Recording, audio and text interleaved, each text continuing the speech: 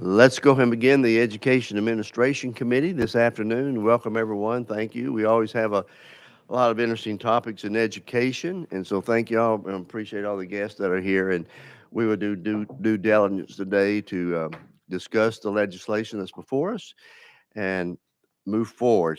But to start out in education, I always like to start our committee with a prayer because we are making decisions based upon innocent children. So, Representative Slater, would you lead us in a prayer? Join me, please. Dear Heavenly Father, we thank you for this day that you've given to us, another day to serve you. We thank you for this opportunity to come together as a legislative body to discuss and to debate items and issues for the benefit of all Tennesseans, and in this committee, especially for our children in our schools. We pray your blessing upon our children even today, on their teachers, their administrators. Dear Heavenly Father, we pray that you would just put your hand of protection over them. And today, may you give us wisdom as we make decisions that impact their lives. We pray and ask these things in Jesus' name. Amen. Amen. Thank you very much. Will the clerk call the roll? Representatives Baum, Bulso, Butler, Sapicki, Fritz, Gant, Gillespie, Haston, Hurt, Jones, Here. Lafferty, Love, McKenzie, Parkinson, Reagan, Ritchie, Warner, Vice Chairman Slater, Chairman White. Here. Mr. Chairman, you have a quorum. Thank you, members. Everyone, glad we'll go ahead and get started. As we do get started, let me remind everyone, signs are fine. I just ask that you put them down your lap so the people behind you, their vision is not blocked. For that out of courtesy, and I appreciate that. And let's listen to the debate today. And also, we are under Rule 83. No member can impugn another member's character. If not, I will call you out, and we will take it from there. So we're here to discuss legislation that we have all filed, and we need to do so in a civilized manner. So having said that, I'm going to start out with HB 7. Mr. Chair, is there announcements? Oh, let me do that. Anybody have an announcement you'd like to recognize? Representative Jones? Thank you, Mr. Chair. It's good to be back on Education Administration Committee. I just wanted to let you know that I had a printed copy of Chancellor Martin's order allowing citizens to use their First Amendment rights and have science committee. So just want to make sure that you had a copy of that, and also have copies for members of the committee in case they did not hear about the order that came out a couple hours ago protecting First Amendment rights in Tennessee. Thank you. Yes, I was aware of that. Okay, thank you, sir. Chairman Sapicki? Mr. Chairman, and to my colleague from Nashville, I don't think Chairman White was saying you couldn't hold your signs up. He was just asking people to be respectful. So if you held them up high, someone behind could see what was going on. So that's all I'm saying. Thank you. You're recognized, sir. Thank you, Mr. Chair. I was just trying to share information because yesterday mothers were removed from the committee. So I just want to make sure that we all were on the same page when it comes to the free exercise of the First Amendment right to have free expression. So I was just trying to share information. Thank you so much, Sapicki. Thank you. Appreciate that. Okay, members, anybody else have an announcement or recognition? Representative Love? Thank you, Chairman White, and certainly want to, at this time, welcome everyone who is here in the committee room to advocate for good public policy. So thank you all for being here and helping us do good work. Thank you. Thank you, sir. Representative Warner? Thank you, Mr. Chairman, and I want to congratulate our attorney here, Ms. Katie Robertson. She just informed me that she has twins on the way to be here in a couple months, and I just want to wish her the best and offer congratulations to her. Thank you. I think it one boy, one girl. All right. How nice. How nice. Anyone else want to be recognized before we get into our bills? Seeing none, we're going to now start with item number 1, House Bill 7035. Representative Gillespie, you're recognized. We have a motion in a second. Do you have any amendments on this bill? I do. Are the other two before this attached already, or do we need to? Do we? I've got amendment 9561 is the latest amendment. That is correct. Proceed with that. Does that rewrite the bill, sir? Yes, it does. Okay, it does rewrite the bill 9561. You're on that, so you may now, any objection to moving forward with the amendment? Okay, Representative Gillespie? Thank you so much. Members, I'm here on behalf of Speaker Sexton for House Bill 7035. What we're really doing here is we've done this a couple times in the past with other programs involving the medical sphere. And what it will do is it will provide student debt relief if you were to practice in the fields of psychology, psychiatry, or mental health counseling in the state of Tennessee for a certain number of years. We would forgive or pay off your student debt for those advanced degrees in the form of a grant. It's pretty simple. Welcome to go into as much detail as you need to, but that's really it. And I welcome your questions. Thank you very much. Representative Warner? Thank you, Representative Gillespie, and thank the speaker for bringing this bill. I do have some concerns and some questions here. How much money overall would we be talking about that would be going towards one of these individuals? You recognize, sir. Thank you. Just to make sure I'm understanding your question. You're talking about one individual, how much money would go to them? Yes.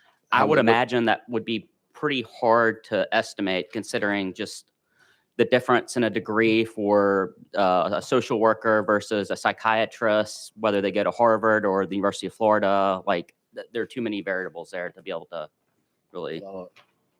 You recognize? Thank you there, Mr. Chairman. Is there a certain length of time that this person would have to stay in the state of Tennessee once we pay their debt off or their college off? Recognize? Yes, it's 5 years. One more. You recognize? Thank you, Mr. Chairman. Again, are you familiar with the average salary is for a psychiatrist in the state of Tennessee? Yes, sir. Again, I would imagine that you said the average across the state. Yes, sir. I don't have that average. No, I know what it is and where I live, but no. The average in the state of Tennessee is $228,000 a year. The upper end of that is $255,000 a year. The lower end being $204,000. For the salary of a psychiatrist. Okay. Just a point Yeah. I wanted to make the committee to know. Okay. Yeah. I mean, Yeah.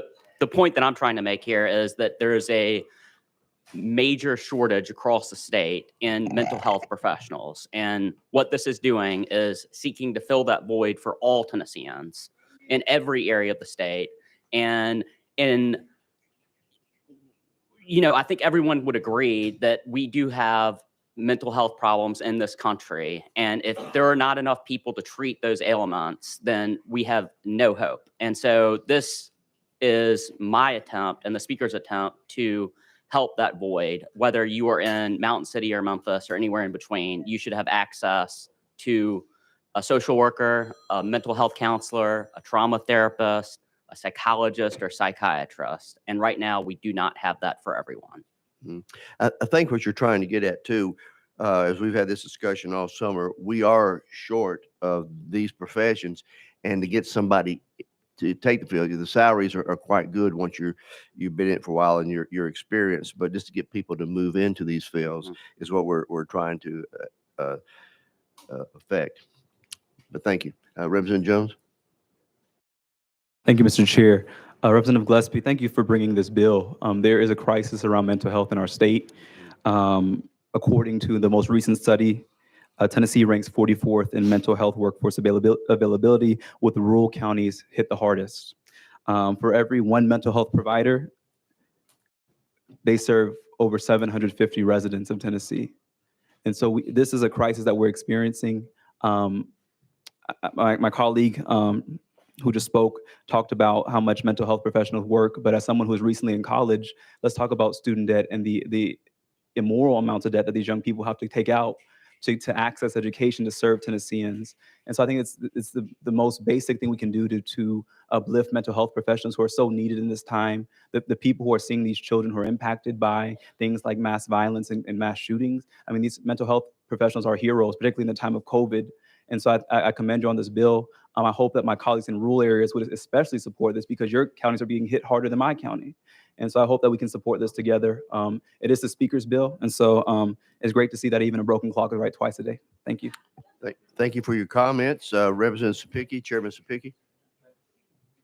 Thank you, Mr. Chairman. Just a couple questions. My colleague just talked about underserved communities. Is there any mechanism in the bill that pushes these individuals out to our underserved communities, or can they set up wherever they want to? You recognize. Thank you, Chairman. So this bill is meant for all Tennesseans. It is meant for the current crisis at hand. I believe we're 300 psychiatrists short across the entire state. That's both in urban and rural areas. So I would say the market would be the one that dictates where these people go, not any mandate that we put on this.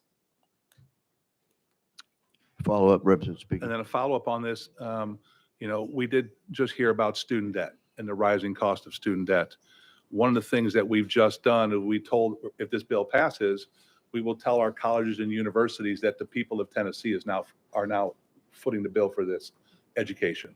Are there any mechanisms in place to make sure that our colleges and universities just start raising the cost of these fields, knowing that the people of Tennessee are going to reimburse them for it? Or is there some kind of mechanism in place that they report back to us, they report to THEC, to make sure that we don't get into price gouging by our colleges and universities? Representative Gillespie, recognized. Members, make sure you speak close to the microphone. Representative Gillespie. Yeah, thank you so much, Mr. Chairman. I believe that part of this bill has certain rules authority that the Department of Health or the State Department of Health will have in monitoring these grants. And there are other parameters that are laid out that they will if this legislation is signed into law, that they will promulgate. And I believe that would come back before us from time to time. So I think if that did happen and universities were to take advantage of that, I think we would be in good footing to stop it. Thank you. Let's go to Representative Butler. Thank you, Mr. Chairman. My colleague from Davidson County brings up an excellent point. The rural areas are in grave need of these services. So how are we going to guarantee that these individuals are serving the rural communities? I mean, in my district alone, I have 26 schools, which is probably much greater than most of the districts across Tennessee. And we need these mental health professionals in the rural districts just as much as we do the urban districts. So how do we guarantee that we're going to get them in the rural districts? Representative Gillespie.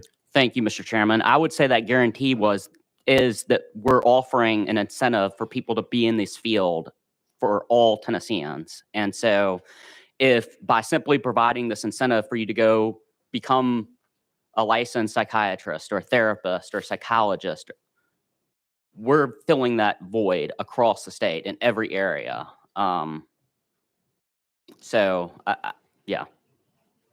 Any follow up? Yes, sir. Representative Butler. Would you be opposed to amending this to encourage a greater, maybe a greater rate of return for the rural areas over the urban areas? Representative Gillespie. Yeah, I would unfortunately not be open to that. This bill is meant to address all Tennesseans' needs, not one specific area over the other. And so by doing what you're recommending, that would go against the intent of the legislation. You recognize. Thank you, Mr. Chairman. But inherently, they're going to go to the larger urban areas, and the rural areas are going to be forgotten again, just like they are in just about everything else. Representative Gillespie, you want to follow up on that? No. Okay, thank you. I think one thing we can look at is, I think you bring up a very good point, Representative Butler. Moving forward, as we go into, say, our regular session, we might want to address this.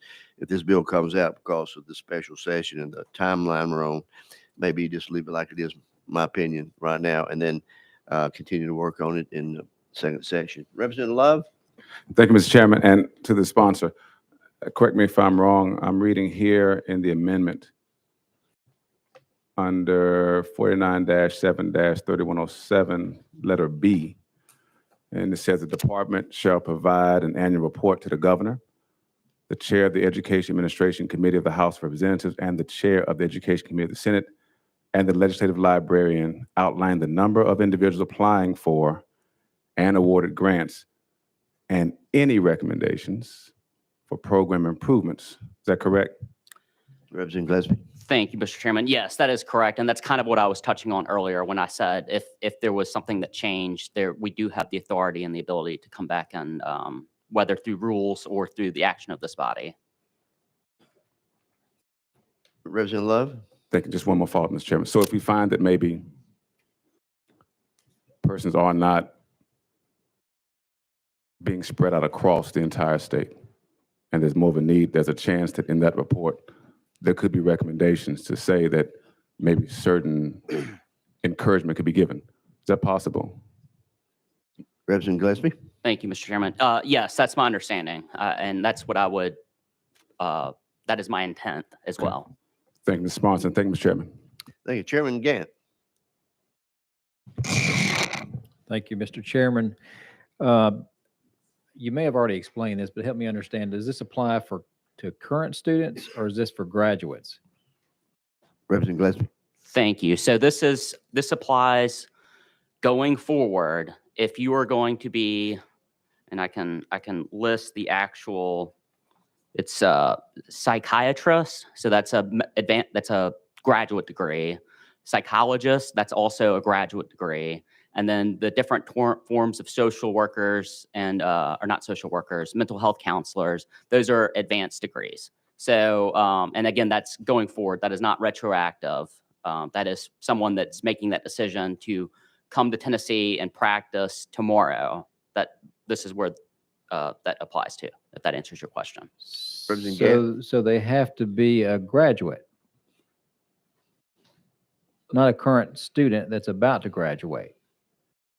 Representative Gillespie. Are you talking about an undergrad or graduate school? No, you just said they're going through their doctorate or MBA or whatever. So they have to have completed that process, be out, ready to go into the profession before this is forgiven. Is that right? They have to be into practice within seven years out of the 5 years that they're practicing here. So there is some leeway there for them to complete their degree. The point is someone that has already graduated from, say, medical school cannot go apply for this right now. They have to be going forward. It's not retroactive. So if they've not completed their undergraduate degree, I don't know of any medical school in the country that allows you to attend without an undergraduate degree. I'm a little confused as to your. So someone that's got their degree this would apply to them. If they applied, yes. Okay. Not a current student. Representative Gant, I'm gonna let legal, if you don't Yeah. mind, address that question so we have clarity. Without objection, we're out of session. Legal, you're recognized. Thank you, Mr. Chair. Katie Robertson, Office of Legal Services. An individual may apply for the grant while in training to become a licensed psychiatrist, psychologist, or professional counselor, but they must not receive a grant until the individual completes all the necessary training to be licensed. So they can qualify if they're going through school. It's just when they graduate, then they can apply for it. They can apply while going through training, but they cannot receive it until They they have graduate. met the training requirements. Okay. All right. Thank you. Thank you. Thank you, legal. We're back in session. Got Representative Parkinson, then I'll come back to you, sir.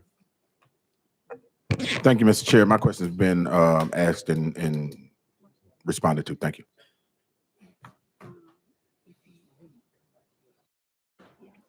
Sir? I'm sorry, I was in discussion with legal.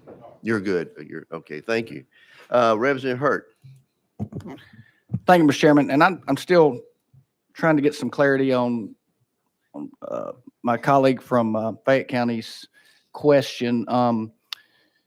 It was mentioned that they must practice 5 years, but yet it was also mentioned that they could apply when they graduated. So can they receive the money after they graduate before they complete their 5 years? And if that's the case, my next question would be, what do we do if they move before the 5 years or move out of state and don't practice? I'm just trying to get some clarity on that to make sure that that grant, when they receive the money, they fulfill their obligations. Representative Gillespie. Thank you. So again, I think we're confusing kind of semantics here versus applying versus graduating. Those are two different things. You can apply at any time. You will not get the monies until you've actually entered into a contract with the Department of Health stating that you will practice for 5 out of the 7 years and any other rules that they may promulgate after this is passed. Does that answer your question? Thank you. Okay. Representative Fritz, you have a comment you're recognized, Representative Fritz. Thank you, Mr. Chairman. To the sponsor, thank you for bringing this. I do think there's a good idea in there. My question is, have I missed a sunsetting of this law? Representative Or Gillespie. is this intended to be in perpetuity?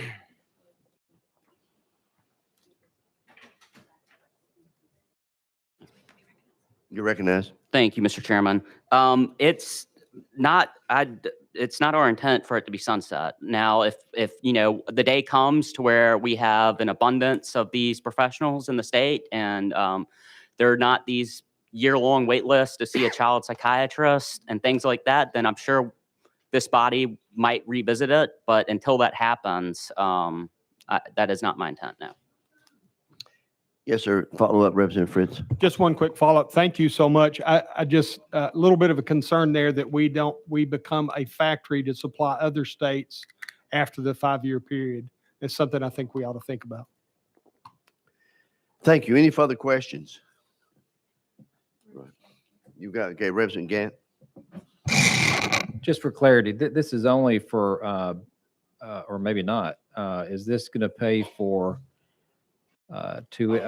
college costs for out-of-state universities where they attended, or is it only for universities they attended in-state?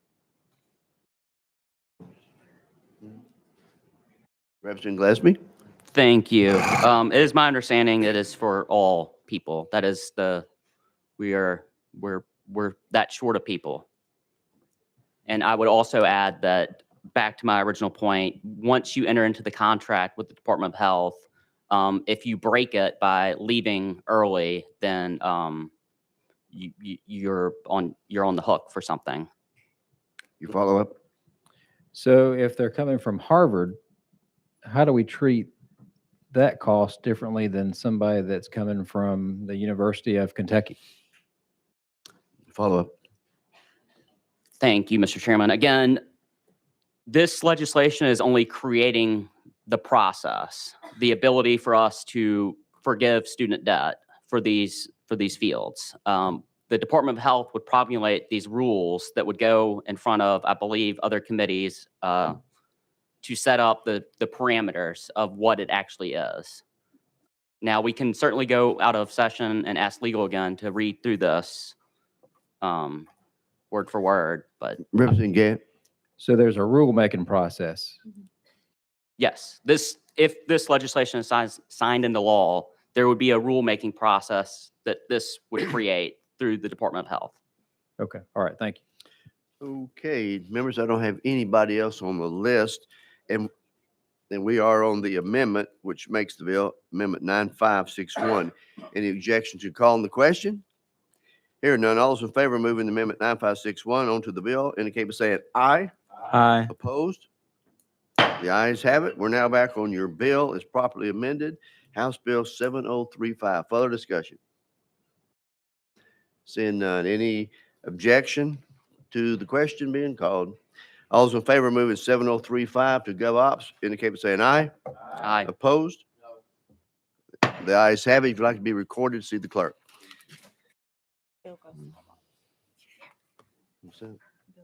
Yeah, GovOps. Okay. Next, we have item number 2, House Bill 7002 by Leader Lambert. You're recognized.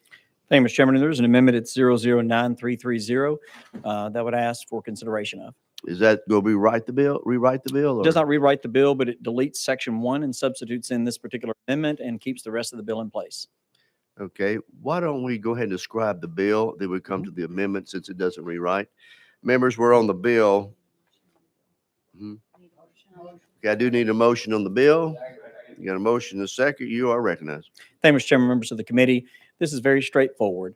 Our county and Sumner County, Representative Slater and I met with our SROs and our sheriff's department after we left session and said, what protocols do you have for your schools? When a fire alarm goes off, what exactly is the training and the protocols that you provide? Do you provide those training and protocols to substitute teachers as well as full-time employees?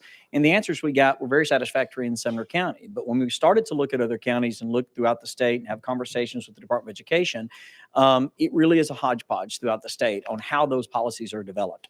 And so what this does is it makes sure that every single school, public and private in the state, has policies and procedures through their leadership that if a fire alarm goes off, they have specific training on what to do. Is it a fire alarm? Is it an active shooter? Is it a tornado? Is it some other type of emergency? And then to have a divergent way to be able to communicate that to their employees, staff, and students. And so this bill will save lives, and it is an important part, I think, of the pieces of the puzzle that we are trying to put together to improve the safety of Tennessee. Thank you. Any members have any questions at this point before we get to the amendment? Okay, seeing none. All those, we're now on Amendment 9330. Any objection? Do we need a motion in a second? Got in a second on 9330. You're recognized, sir.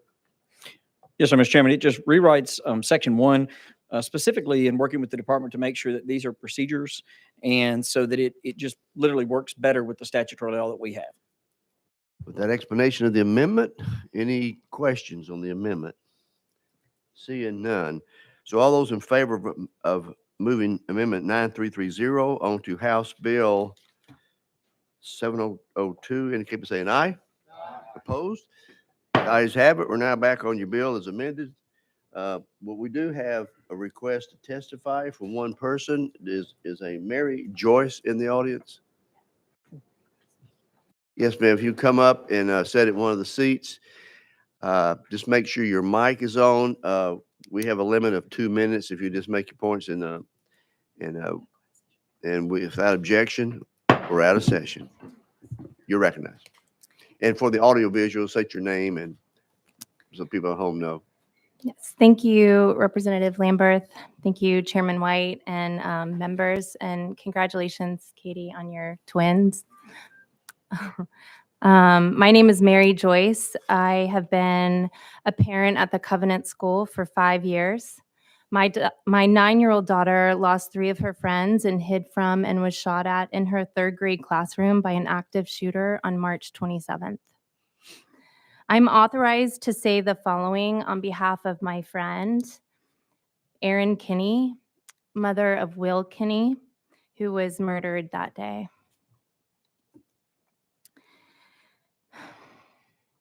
We all know what to do when a fire alarm goes off. If it went off in this hearing room, we would pause and quickly exit the building in an orderly fashion and let the responders assess the situation.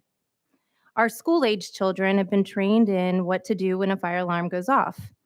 But in the horrific age of mass violence and school shootings that we live in, fire alarms can be deadly, forcing kids toward a shooter and not away from one. At Covenant, for example, the thick haze of smoke released by a rapidly fired rifle automatically triggered the fire alarm that day. And as loud as you might think an indoor rifle fire would be, most of the time, people in classrooms around the corner or on another floor cannot hear it and have no idea there is a threat to their lives other than fire. They only hear the overwhelming shrillness of the fire alarm. My precious baby, this is what happened to him. He was fulfilling his duty to lead his class to safety from a possible fire. And within seconds of the building being breached, his class encountered the shooter, and he and 2 of his classmates were lying dead. Had the students or teachers known there was a shooter in the building, they would not have attempted to evacuate their classroom.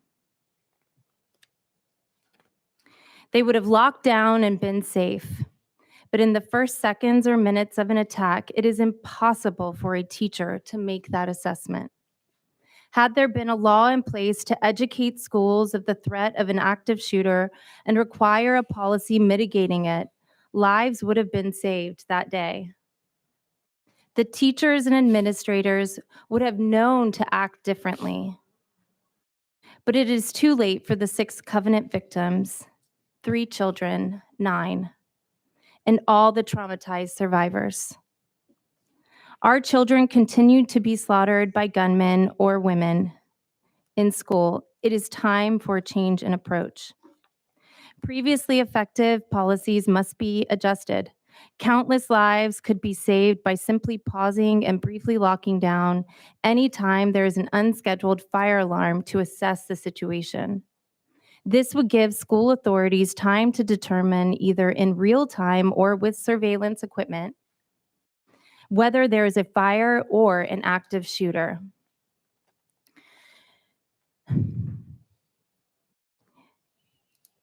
The teachers could then assess to proceed with a continued lockdown or evacuation.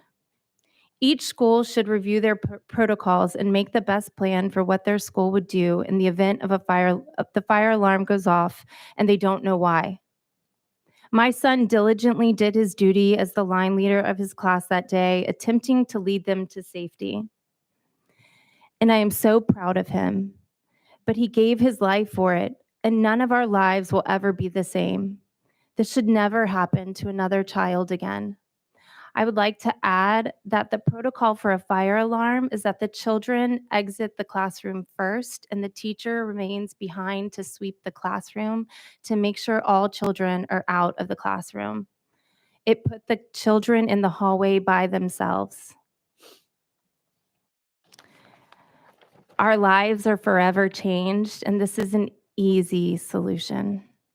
Thank you. Thank you very much, Ms. Joyce, for sharing that with us. Representative Parkinson. Thank you, Mr. Chair. I just raised my hand in the event that 2 minutes wasn't long enough for us. So if there's anything else you want to add, feel free to add. That's my question to you. Is there anything else you want to add? You're recognized. I will not cut off a covenant parent. You go ahead and say what you have to say. Thank you.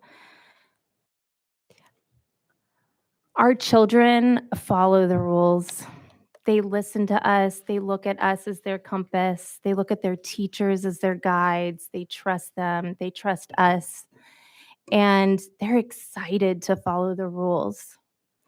And if they had another way to say, that's not the rule, and it could help keep them safe or at least protected in a classroom, it could have saved our children's lives that day.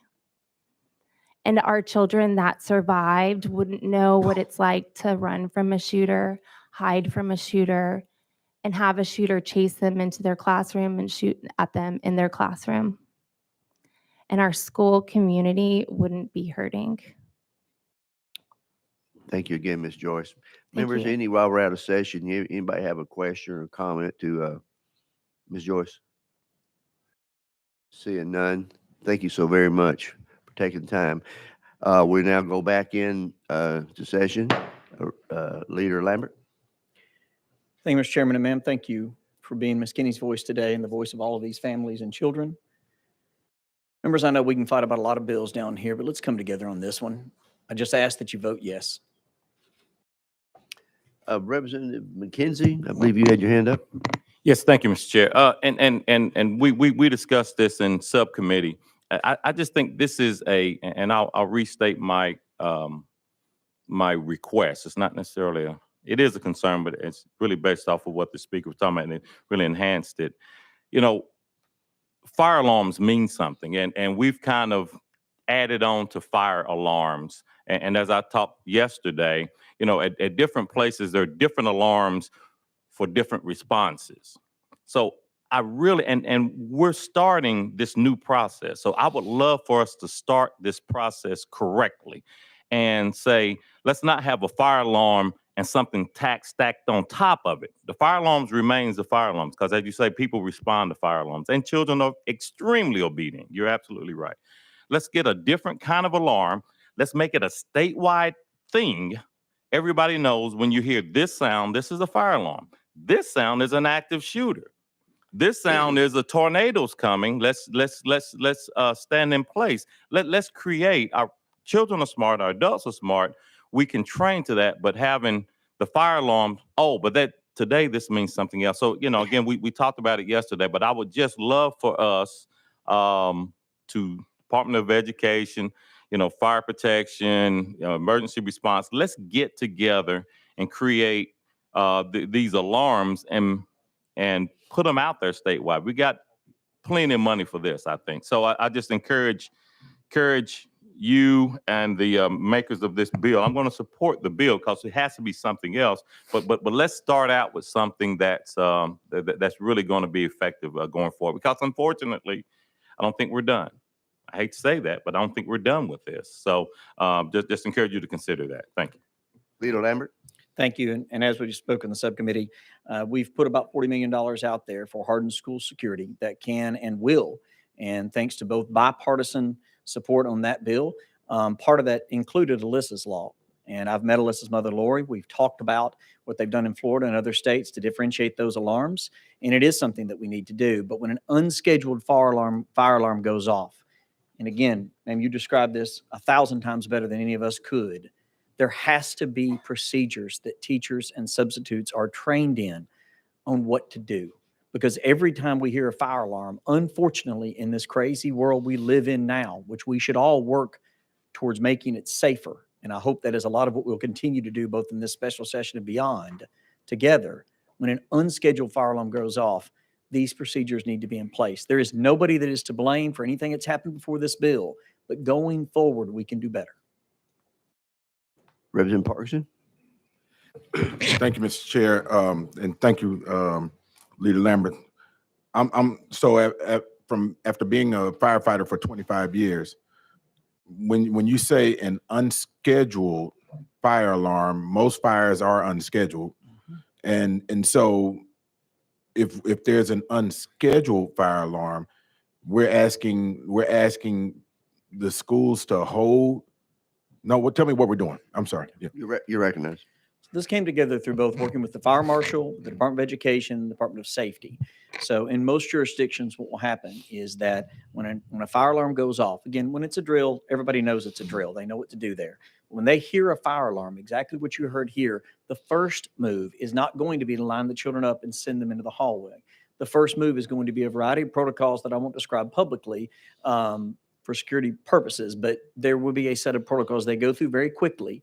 And I can tell you some examples, I think, of listen, do you hear gunshots? Smell, do you smell smoke? I mean, many of the things that we teach, and as a firefighter for many years, sir, and again, thank you for your service in that capacity, we were taught as children that if there's a fire in a house, test the door handle on a closed door to see if it's hot before you go through it. There are some things they can train people to do when a fire alarm goes off, to very quickly, and sometimes that's just give it a few seconds to see if there is a follow-up alert. In many of my schools in Sumner County, there is a differentiated alert that as soon as the front office knows whether it's a fire or tornado or some other type of horrible incident, a separate alert will go out through the school. Sometimes it's just a matter of waiting 15, 20 seconds to just see, is there some additional information? There are some actual alerts that in other states have been utilized that are in each classroom or even on each teacher, where it actually provides some information. There's lots of ways to do that. We're just asking that they have a procedure on that. Okay. Thank you. Thank you, members. That's all I have on my thing. You want to ask a question, Chairman Reagan? Yes, thank you, Mr. Chair. I missed if it's in here. Is there rulemaking authority delegated in this, or is this going to be individualized across each individual district, each individual school? How is that going to be handled? You recognize? Each LEA will determine on their own what's best for their community. Again, it just has to make sure that they have a procedure there. But each school board, each LEA will work on that internally. Each will have different resources and different, quite frankly, technologies available to them. What they do in Davidson County may be vastly different what they do in Wilson County or Cott County or somewhere else, but they have to have a procedure. Follow up. Thank you again. And so the answer to my question is it's unique to individual. That each individual school system or district is supposed to have a school safety plan submitted, which is reviewed by higher ups. Is this going to be part of that school safety plan? Yes, sir. You recognize, Leader? Yes. Thank you. Okay, members, we have added the amendment 9330 already onto the House Bill 7002. Any further discussion on the bill? Seeing none, all those in favor of sending House Bill 7002 to calendar and rules indicate by saying aye. Aye. Opposed? The ayes have it. Moves out, sir. Mr. Chairman, the committee, thank you. I thank you, and these families, thank you. Thank you. Let's go to item number 3, House Bill 7063 by Representative Rudd. You have a motion and second on your bill. I see we got an amendment, but they, 2 amendments, but are those your amendments or they another member's? Amendment 9513 is my amendment. It was added at the bequest of the Commerce and Insurance and Post Commission to improve their ability to train veterans. It was added in subcommittee. The other amendment is Chairman Reagan's amendment 9574. It is a friendly amendment. So did 9513, did it rewrite the bill? No. It added, it replaced a section. And we added that in subcommittee? Okay. Okay.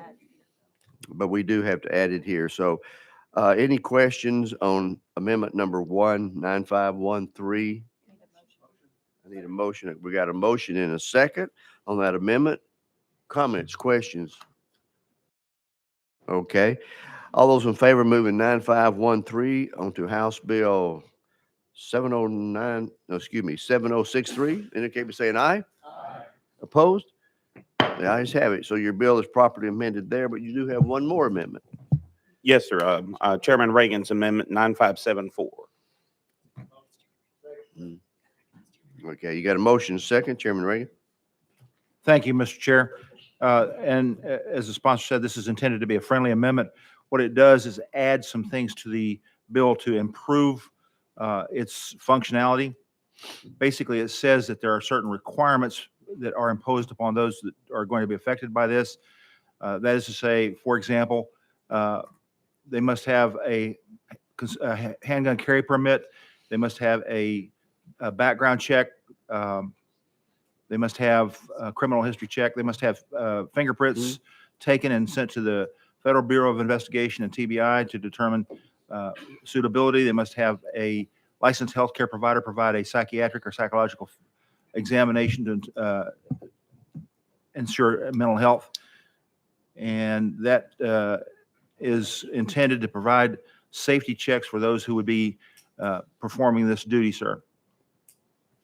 And with that, I stand ready to answer questions. Okay, with that explanation, Representative Rudd, you consider this a friendly amendment? Yes, yes, sir. Okay, so you have no issue with it being added to your bill? No.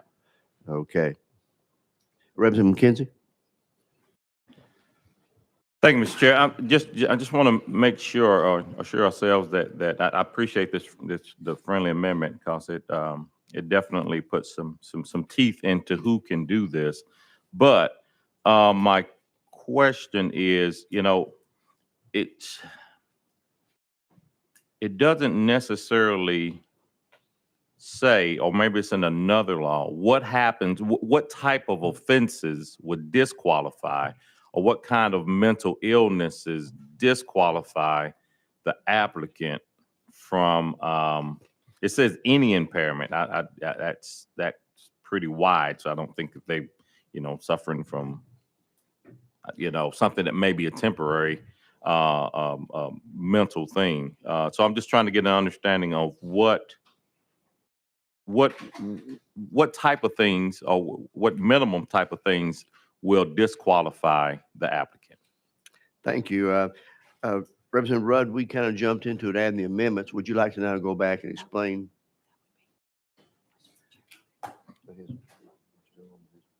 Okay, that will be a question for Chairman Reagan. You're recognized. Thank you, Mr. Chairman. And the answers to the question straightforward is it's the judgment of the medical professional who's doing the examination. President McKenzie? Thank you, Mr. Chair. I guess I don't see that written in here anywhere. And similar with the criminal aspects of it, what types of crimes prevent the applicant from being able to carry? Chairman Reagan? because they have to have a handgun carry permit, any background crime that's going to be discovered by that check is going to disqualify them. Representative McKenzie. Okay. Representative Pickey. And just to follow up with Chairman Reagan, I think there's something in there about that the chief of law enforcement also has to authorize this individual to be able to be carrying into schools along with notifying the superintendent. Chairman Reagan. Thank you. You are correct, sir. The authorizations are in this amendment. I failed to mention that. My apologies. Thank you. Any questions for Chairman Reagan on the amendment? Seeing none. Yeah. Without objection, all those in favor of adding amendment. Sir, you got a question? Okay. We'll do the amendment first. Okay. The amendment is 9513, correct? 9574. Okay. 95. You agree with that, Chairman Reagan? Okay. 9574. All those in favor of moving it to House Bill 7063 indicate by saying aye. Aye. Opposed? Ayes have it. Your bill is amended. Let me come back to the sponsor of the bill. All right, thank you, Mr. Chairman. Also, further, you have to meet the requirements of being an SRO already, and they already are state standards, and they would do background checks, but thank Chairman Reagan for clarifying that. So the same standards of hiring an SRO and many of the same training would come into play. We also have purposely two very, very important things about this bill. Number one, it's permissive. It's only opening up the ability of LEAs to hire outside of active duty law enforcement, retired law enforcement and veterans, because there's such a shortage and they're having trouble finding enough personnel. It is entirely left up to the local LEA and the governing body of that city or county whether they're going to do this. This simply makes it legal for them to do it. And it also leaves a lot of leeway beside our amendments and beside the bill and the already standards of the SRO program. It also leaves a lot of leeway to set policy and training to the local LEAs, whoever they're going to hire, whether it be through the state grant or on their own. It leaves them the same flexibility that private schools already have, except it doesn't allocate private security guards. And that's what this bill does. It's permissive. It opens that up with stringent training and requirements that they meet SRO with the post commission. And it simply gives them that ability to protect our children if they can't find active duty law enforcement. And as many of you may know or may not know, it's very rare that a deputy or a police officer just walks in to become an SRO. They go through almost a year of training and crisis management, escalation, mentoring. They're not just a deputy that's in the school. They also are highly trained, and these individuals would also have to go through that training.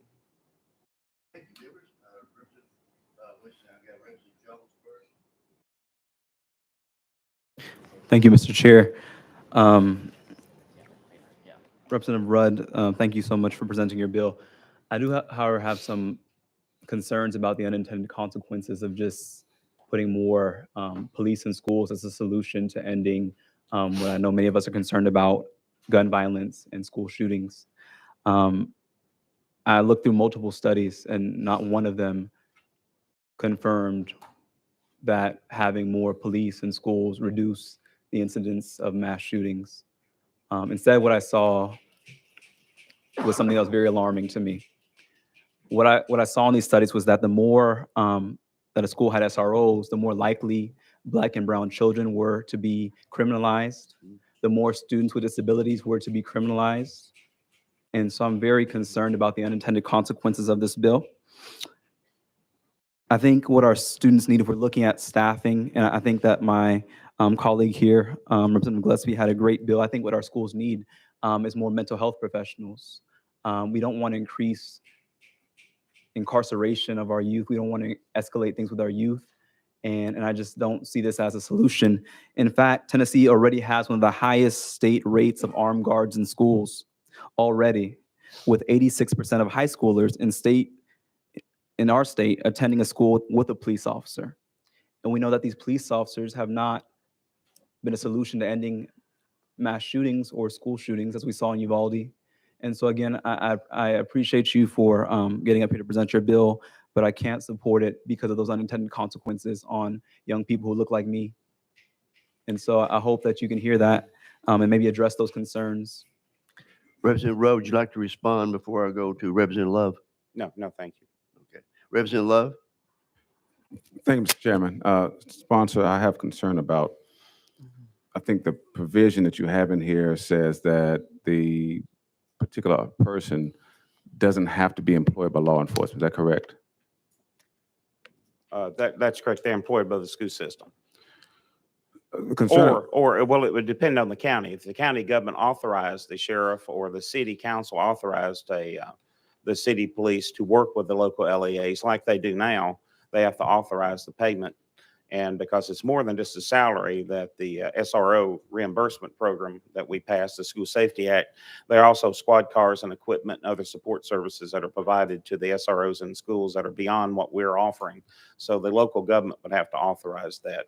And if they so choose to authorize that they didn't have enough deputies or police officers to spare, this would give them the flexibility of the local law enforcement and or the LEA hiring them.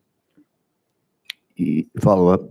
thank you. So that's my concern, is that these particular persons don't have anyone that they report to outside of being employed by the school system. Currently, if someone is employed by law enforcement or by the city, then at least we have that assurance that there's that backstop, that if something unfortunately does go wrong with their particular behavior in the school, at least we have that as a backstop. With this, the only reporting agency is the school. Is that correct? You recognize? Yes, thank you, Mr. And yes, as it really is with the active duty police officers too. If a principal or a school superintendent or the school board of the city or county does not want a particular SRO in their school, they can refuse to have them. They still have that ultimate authority. Follow up. Thank you. What the point I'm getting to is that none of us want anyone in the school system to have any problems with the students with possible unintended physical abuse, right? At least in the situation where they're employed by law enforcement, you have that agency or that city government who then, again, is a backstop to ensure that person does not behave in that manner. Do you understand what I'm saying? You recognize? Mr. Go ahead. I don't really see that that's an issue here because ultimately the school systems are the one that dictates that now, rather than if say a particular SRO was abusive or went beyond where they're supposed to, the agency they work for not necessarily punish them. They would be punished or disciplined or not, depending on what the local LEA wanted them to do. Like I said, they have the ultimate authority. They can refuse an SRO to be in their school. They can accept an SRO be in their school, and they can accept a qualified, highly trained and experienced retired police officer being in their school part-time or full-time. They could also refuse or accept a veteran, highly trained police officer, an MP, or to be in their school as well with training. So, and ultimately, they are the main arbiter of discipline. They're the main arbiter of what they're going to accept on their property. Okay. Follow up. Yes, and I may not have explained it the right way, but that was my concern, is that if you have an officer who is no longer employed with the city or with the local law enforcement agency, again, no one wants to project that there will be incidences, but there have been incidences with law enforcement handling students in a rough way. And I just think that if you have someone who is employed by law enforcement or by the city, there's probably a lower likelihood that you may have more incidences, because at least they know that even though the school has the authority to refuse them, at least they know that then their current employer would also be concerned about their behavior in the school system. So that's my concern about legislation, but thank you. Mr. Thank you. Chairman, actually, in many respects, this expansion of the SRO program to retired police officers and qualified veterans actually would protect that from happening even more, because rather than working through a third agency, they work directly for the school system. So that would give them direct disciplinary action if they chose to take it, rather than having to go through the sheriff or the city police department, or even the county government officials or the county mayor or city mayor, which would all be involved in this. They can discipline anyone directly or fire them. So it actually gives them more control versus over a active duty police officer who actually works for another agency. Let's go to Representative Fritz. You still have a comment? Thank you, Mr. Chairman. I just want to say thank you for bringing this bill. It recognizes some things that we needed to help solve moving forward. I think we're all happy that we put recurring funding to provide SROs in our schools, and that is a good thing that we did back in the spring. I met with the Tennessee School Resource Officers TNSRO leadership about 30 days ago, and of the 1,850 approximate positions that we funded across the state, only about 1,200 at that time were filled.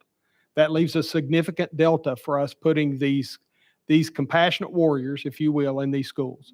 It gives us an opportunity to in place these law enforcement professionals in our schools to not only provide that security, but also to develop those relationships that are tremendously important in the 4 school districts that I represent. So thank you. I think the folks, I know my friend from Anderson County's worked with his local PD, and I know they'll appreciate the flexibility and the solution that you provided in this. So I fully support it. Thank you so much.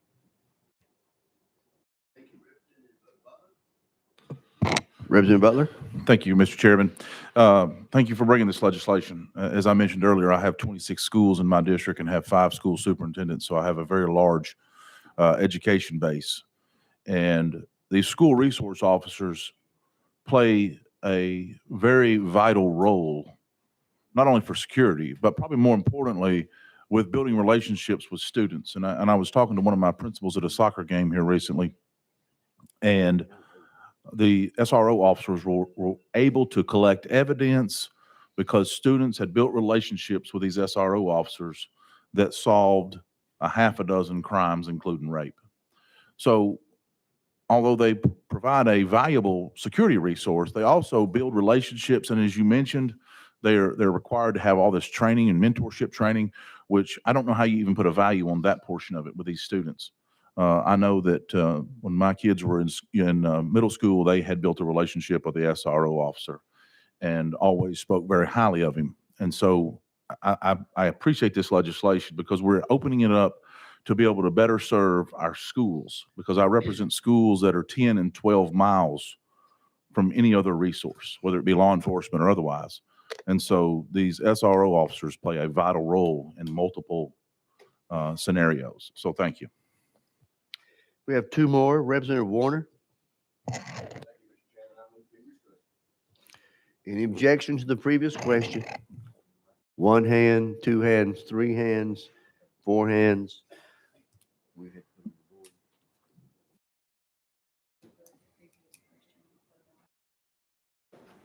Okay. All those in favor of previous question, vote aye. Those opposed, no. All those in favor say aye. Aye. Opposed? No. The ayes do have it. The question has been called. We're now back on House Bill 7063 by Rudd. All those in favor of it moving out to finance indicate by saying aye. Aye. Opposed? No. The ayes do have it. Get with the clerk if you'd like to be recorded as a no.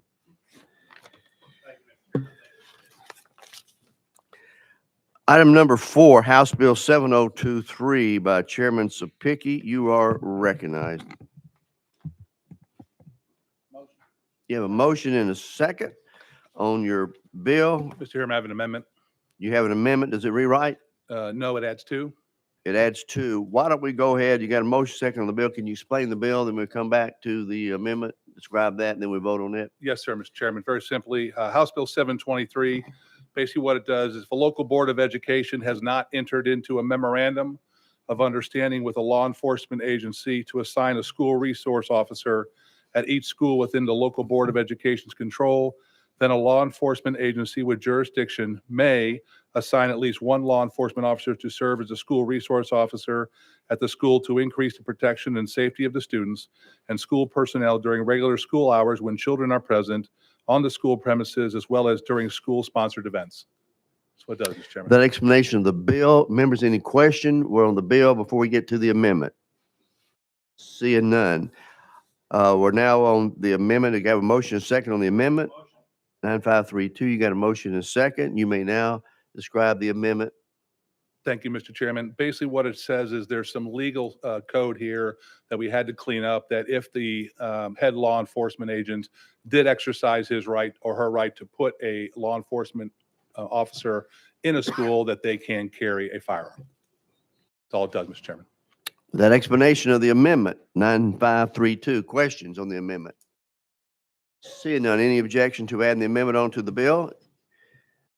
All those in favor say aye. Aye. Opposed? Amendment 9532 is on the bill, and we're now back on the bill as properly amended, 7023. Representative Sapicki, I come back to you.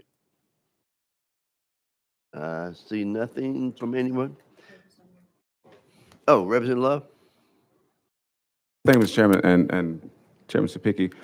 I have concern about, and help me understand what the bill does. If, for example, school district that I represent has not entered into an agreement with Metro Police, this bill gives Metro Police the ability to assign an officer as an SRO to the school. Is that correct? You recognize? If that chief desires so, yes. All right, so You recognize? as I'm understanding this, I may have asked it once, but I'm asked again. So school director is not opposed to SROs, understands the need for them, but maybe understands also that they want a different look, right? They don't want the SWAT officers in middle and elementary school. Metro Police is strained because they have an active downtown area, and police are spread out across downtown to protect all that. The city's growing, and we have not been able to recruit enough officers to be SROs. In that scenario, the elementary school up from my church, Robert Churchwell, could have an SRO assigned to it without the school saying yes. Chairman Sapicki. In your scenario, if the memorandum of understanding was not met between the two, then the chief law enforcement agency, whose job is public safety, would have the ability to place an SRO in a school. Okay, thank you, Mr. Chairman. Thank you, sponsor. Thank you. Let's go to Representative Jones. Thank you, Mr. Chair. Similar to the other bill that we just heard, I have grave concerns about this bill, but even more so because what I see it does is it usurps the decisions and the agency of our local school boards. The local school boards are elected. The people have accountability. Our school board members go through election. You're allowing an unelected police chief to usurp a democratically elected school board and force police into schools, even if the schools don't want them. That does not sound like democracy to me. No. Keep going, Representative Jones. It is very frightening. I mean, it sounds like another country where the police can force police officers into schools, even if the schools say, we don't want police officers. And my fear is that they will disproportionately be assigned to schools with Black and brown students. What we saw through the research, Representative Sapicki, is that SROs, the presence of SROs, increased the rate of suspension, expulsion, arrests, and referrals to police, particularly for Black students and students with disabilities. I don't know if the intention of this bill is to do this, but it sounds like we are creating a police state. This is not what the people of Tennessee are asking for. They're asking for common sense gun laws to protect our students. And so again, this bill is undemocratic. To me, it is constitutionally suspect because we are overriding the local government's decision and allowing a police chief to tell principals and administrators and teachers and even parents what is best for them when they are the ones who are with the students every day. And so can you answer for me, Representative Sapicki, how do you reconcile that lack of accountability and reconcile, as many of my colleagues here like to talk about local control, we don't want Washington telling us what to do, but here we're telling local governments what to do and ignoring the will of local governments. If you want to have this in your county, let your county do that, but don't force my county to do something that they don't want to do, because that is not democracy. That is authoritarianism. Thank you for your comments, Chairman Speaker. Would you like to respond? Lot to unpack there, Mr. Chairman. First of all, there's nothing in the bill, and we can read it together if you'd like. There's nothing in it that mentions color. You mentioned color, and you keep mentioning color. The SROs, law enforcement, is sworn to protect all of us. Law enforcement doesn't look at color. Now, there's nothing in We're the bill doing that well. talks Let's about, let the committee discuss. there's nothing in the bill that talks about race. Nothing. All it talks about is a police chief from a jurisdiction whose job it is to provide public safety for those individuals. If the superintendent and under law right now, a superintendent and local law enforcement have to enter into an MOU so that they can place SROs in the school. If they cannot reach the MOU, then the police chief has the authority, if he wants to exercise it or she wants to exercise it. That's local control. If they want to exercise it at the local level, they can do it. That's all the bill does.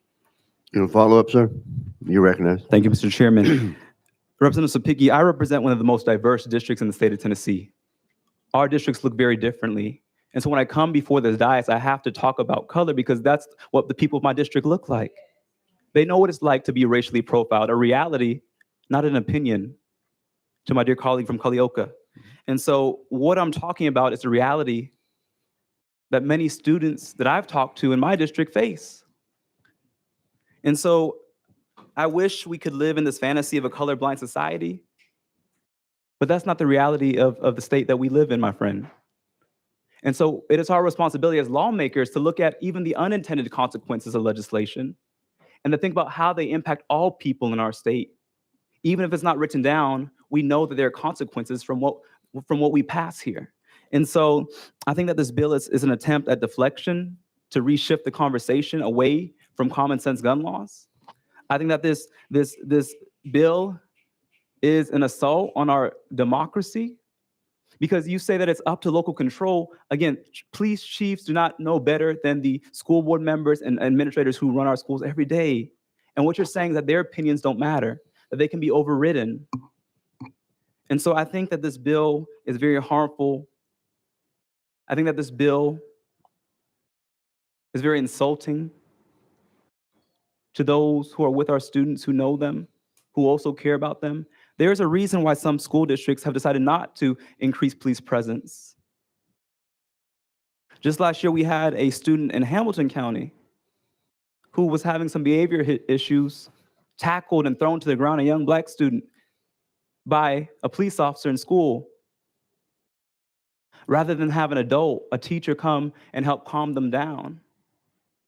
I've seen stories of elementary school students handcuffed in school by police officers, something that a teacher could have helped talk to them because they're trained to de-escalate situations.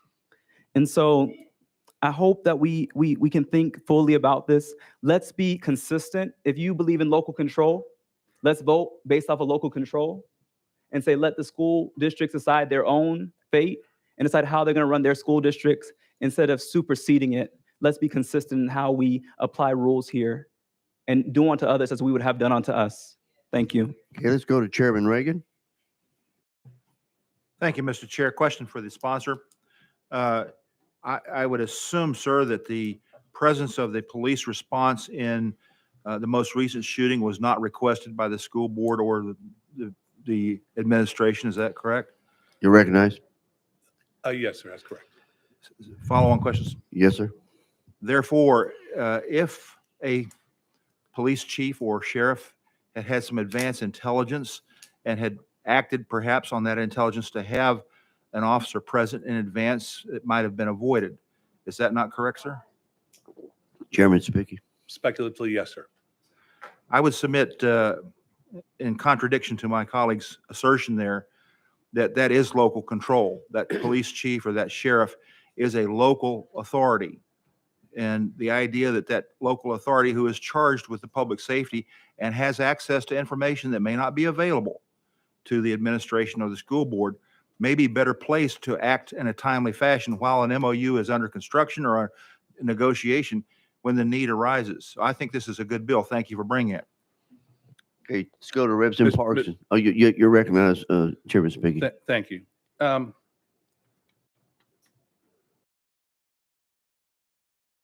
We paint pictures up here all the time. Pictures to make your point. And there was a picture painted about what law enforcement does to these children and the detriment of having these law enforcement agents in these schools. I've toured 37 school districts across the state of Tennessee, and I've been with SROs who have been sitting on the floor with first graders, having conversations with them because they haven't talked to their mother or father in weeks, giving them the security that it's going to be okay. I've seen SROs sitting at lunch tables having conversations with students about life and just talking to them in general. Didn't matter who they were, what background they came from, what color they were, just being there for the kids. Now that's a picture I'd like to paint in defense of the bill, to making sure that these individuals are there to provide help to these children and identify children that may be struggling in school, that may be struggling emotionally. Respect everybody's comments, no talking so- out loud. Members, this does not override local control. It doesn't say that the police chief or the sheriff from Murray County can put SROs in Davidson County. It doesn't say that. It says the authorization goes to the law enforcement agency that has jurisdiction, who serves those people in those schools. I stand by the bill. Thank you, Mr. Chairman. Representative Parkinson, you have a comment? Comment and some questions. Thank you, Mr. Chairman, and to the sponsor. You know, while I appreciate your rosy picture that you painted, I respectfully submit to you that is not our reality in a lot of cases. And you know, just recently, not far from Memphis, a police officer handcuffed and put in the back of a car a 10-year-old. Mhm. And that child and his parents have to live with that for the rest of their lives. You know, and not all law enforcement is bad, so let me be clear about that. Mhm. But there are many that do not have the cultural competence needed to operate with some of the children that they come in contact with. And this bill, in response to your district, is this a bill that if this bill was passed, that your district would implement immediately? Chairman Spicky. Yes, I'm sorry. Thank you, Mr. Chairman. Yes, I believe my sheriff will implement immediately because he's sworn an oath to public safety and protecting the public. Thank you for that. And can I just follow up, Mr. Chair, or do I need to look at you? No, you're fine. Go Okay, ahead. thank you. And so with that being said, that means that your district does not have an MOU with your local law enforcement at the time, right now? Chairman Spicky. No, they do. They don't. Okay. They do? They do. Okay, so then this bill would not affect your district at all then? Chairman Spicky. If the superintendent and the chief law enforcement agent would somehow disagree on something and they would dissolve the MOU, then this bill would take precedent. This bill does not come into precedent at all if the superintendent and the chief the chief law enforcement agree. And if they don't agree, then the chief of law enforcement has sworn an oath to public safety. Right. And so then that means that this bill, as of today, if it were voted in today, would not affect your district, but other districts outside of your district. Chairman Speaking. Well, from what I understand from the department, there's very few districts that don't have an MOU with law enforcement. Okay. So then would there be any heartburn coming from you to make this a permissive bill so that those districts that have, this unique challenge could utilize it if they wanted to utilize it versus being forced to utilize it? Chairman Speaking. I think you're misinterpreting the bill, sir. In the bill, it clearly states may. It's not required. So it is It's a permissive bill now. by the sheriff, yes. So it is permissive Yes, now. sir. Okay. Okay. It's permissive by who? By head law enforcement. But not by the locally elected officials in that area. That would be the purpose of the bill, sir, is that they can agree. So okay. So that means that the bill is not truly permissive then. It is permissive of implementation. It does not have to happen. If they can't reach an MOU, and for instance, Chief Drake here in Nashville decides I'm not going to put him in there, it's on him. Don't put him in. But the local district has no say in it. They do have a say in the MOU. Okay. I feel like I'm going around in circles here, but I think it's important. And as my colleague from Davidson County stated earlier, I think it's important that to allow the people who are next to our kids every single day, because I'm not in the classroom with the kids every day. And I think it's important that we do not mute the voice of the people who were voted in to make those decisions. I think this does do that. And also, what I think is most important, for this bill and a lot of the other pieces of legislation that we're passing, is we're continuing to stack on top of bad policy ideas that created a problem, more legislation that exasperates the problem.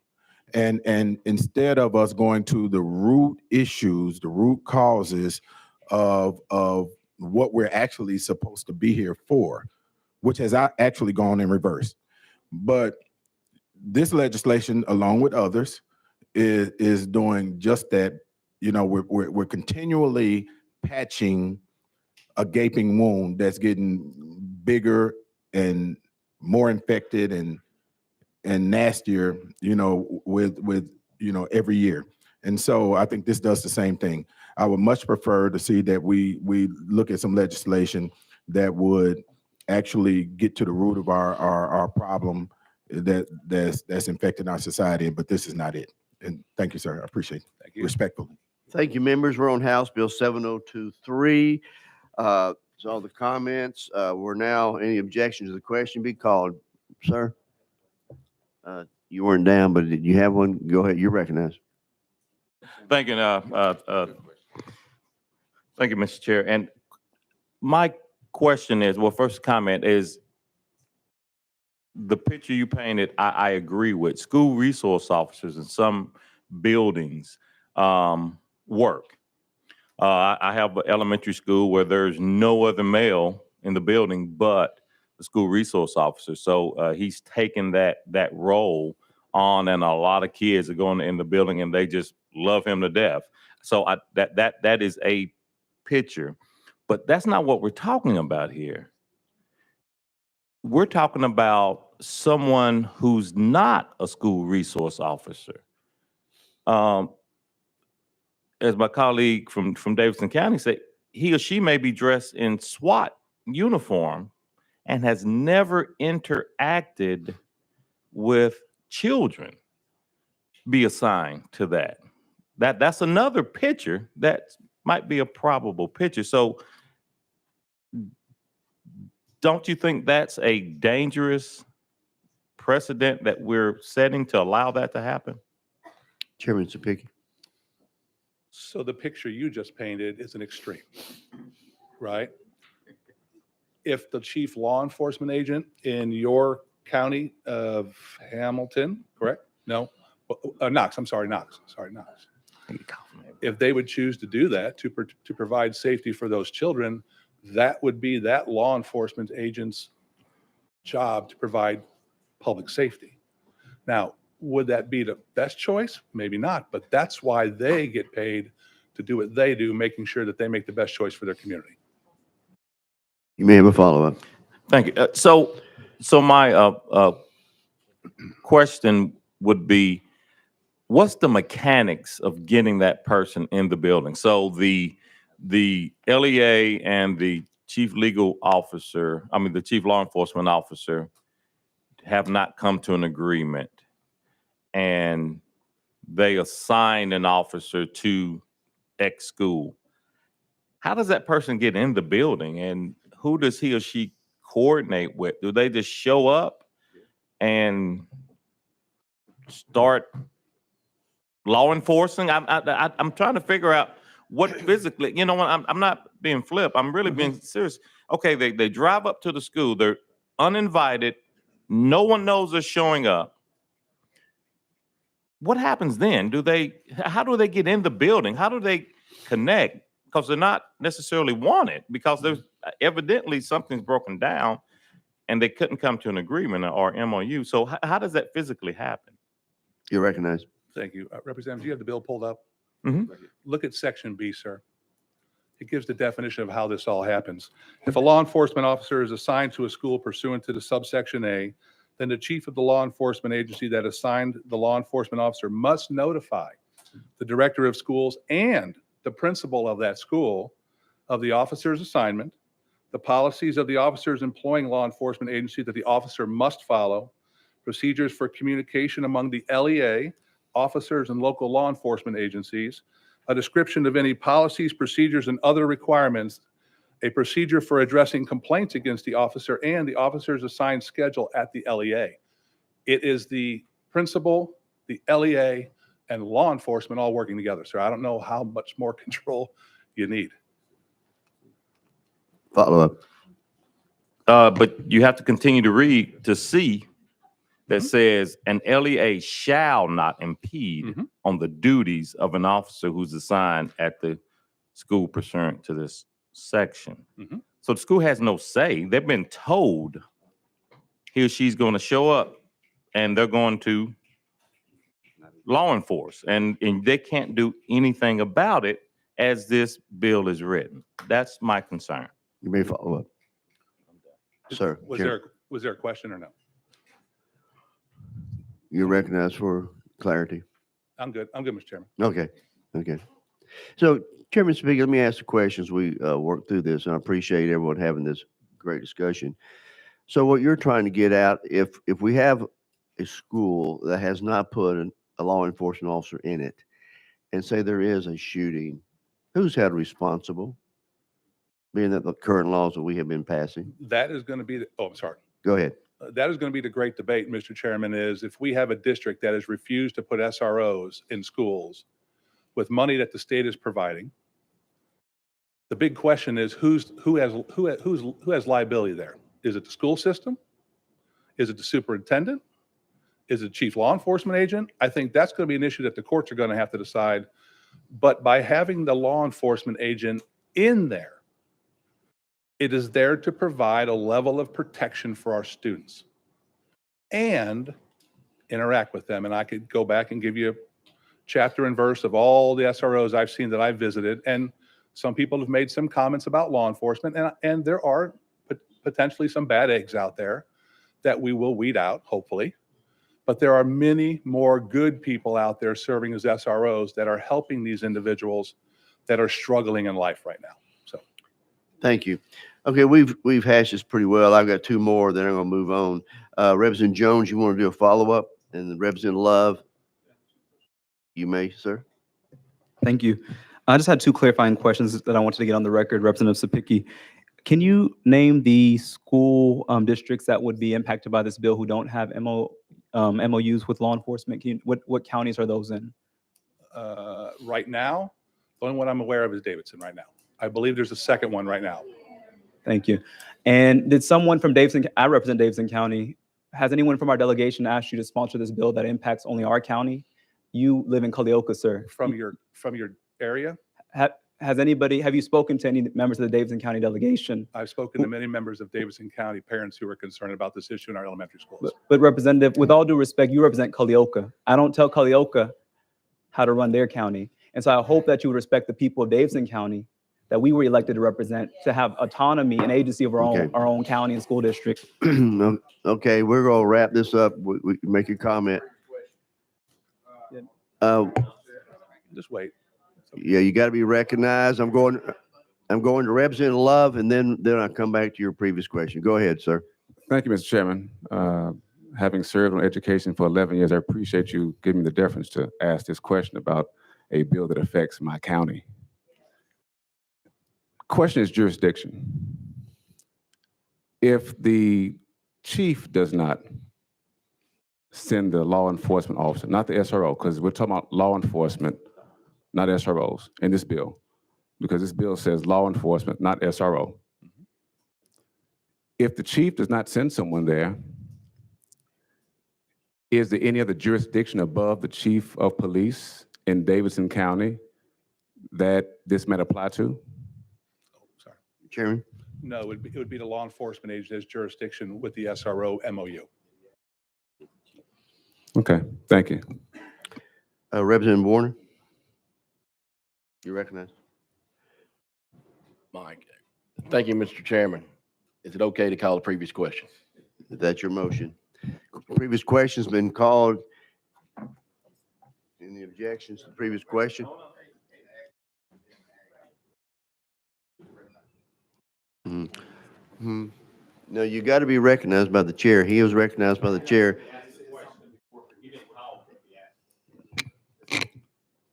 Okay, go ahead. Go ahead, then we'll come back to the previous question. Go ahead. I do have a question. Did the chief law enforcement of Davidson County ask you to bring this bill? I mean, it's a yes or no question. Either he did or he didn't. No. Thank you. Okay, previous. Can we have a roll call vote so that we can see who wants to impose their will on Davidson County? Roll call. No, members can call it. I thought three members can call for a roll call vote at any time. Only the sponsor of the bill has to call it before anything Okay, happens. I heard your question. Hang on one second. I heard your question.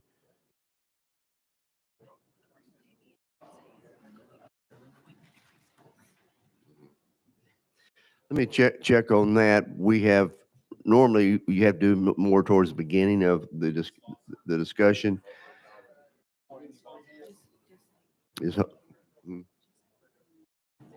Okay.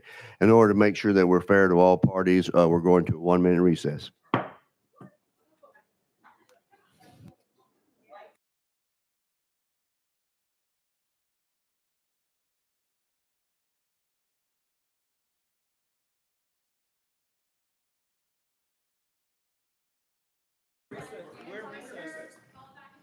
We're not going to have people screaming.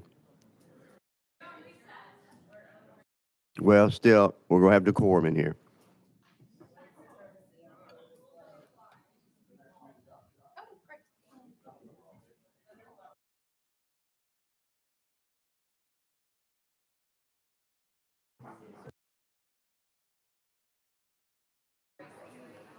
It does. Get back in session. I had to wait a minute.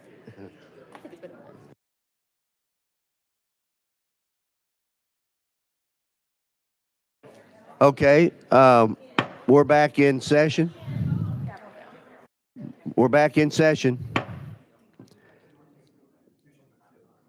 Our clerk's office has ruled that is a fair motion on that with 3. Thank you. We read the rules. Thank you. So, Madam Clerk, would you call the roll?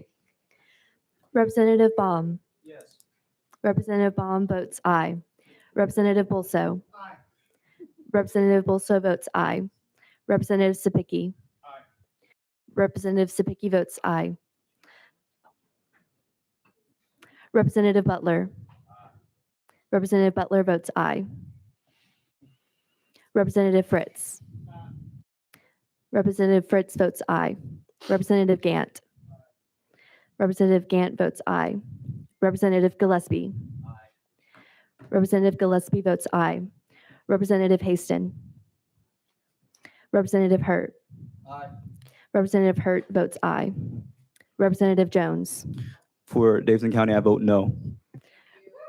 Representative Jones votes no. Representative Lafferty. Representative Lafferty votes aye. Representative Love. No. Representative Love votes no. Representative McKenzie. No. Representative McKenzie votes no. Representative Parkinson. No. Representative Parkinson votes no. Representative Reagan. Representative Reagan votes aye. Representative Ritchie. Representative Stevens. Representative Stevens votes aye. Representative Warner. Representative Warner votes aye. Vice Chairman Slater. Vice Chairman Slater votes aye. Chairman White. Aye. Chairman White votes aye. Mr. Chairman, you have 14 ayes and 4 noes. Okay, House Bill 7023 passes out to full finance. Okay, great discussion. Let's go now to item number 5. House Bill 7038 by Leader Gant. Thank you, Mr. Chairman. What this legislation does is it requires the Department of Education to establish and administer a school safety alert grant program with the purpose of providing grants to local education agencies and public charter schools to establish the safety alert program. And under there were two amendments that were combined in the last committee. Yeah. Do you want me to describe both of those? Yeah, they do rewrite the bill. Right. Okay, 9559. What was the other? Okay, you may go ahead. Got a motion and a second on the amendment. Go ahead and describe the amendment as it does rewrite the bill. The amendments that are combined, it's the alert systems funded through this grant program must be approved by the Department of Education in consultation with the Department of Safety. And it changes, the language changed to be included in the 20 million that was passed during the previous session for school safety grants. And since the last committee yesterday, I've been in communication with the Department of Education. And if you don't mind, I'd like to call them up just to get them on record, go out of session and ask them a question if we could, Mr. Chairman. I believe they did not sign up, Leader Gant. They did not put their name on the list. Okay. To be fair, we're going to have to stick to the rules.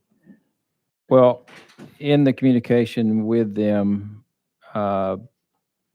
if the plan that the LEA has, if it includes a plan for the local LEA to have a school safety alert program, this would be included in the 20 million that we already allocated. And they would just go through that normal grant process to apply for it. And that's the conversation I've had, and that's why I was wanting to go on record to, just codify that. Sure. But- Well, and that's the amendment 9559. That's correct. That rewrites the bill. Any discussion on the amendment, committee? There a motion on the amendment. All those in favor of adding 9559 on the House Bill 7038 indicate by saying aye. Aye. Opposed? The ayes have it. We're now back on your bill as amended. Representative Butler, you got a comment? Go ahead. You're recognized. Thank you, Mr. Chairman. Is this grant available per school district or per school? It's per that local LEA, which would be divvied out through that that particular school that you're referring to. Okay. Thank you. Representative Parkinson. Thank you, Mr. Chair, and Representative Gant, thank you for bringing this bill. I think it's a good bill. Truly appreciate it. And Mr. Chairman, if I could just describe what the alert program go ahead. does so that everybody understands it. It provides immediate notification with the push of a button. Crisis alert instantly reaches first responders.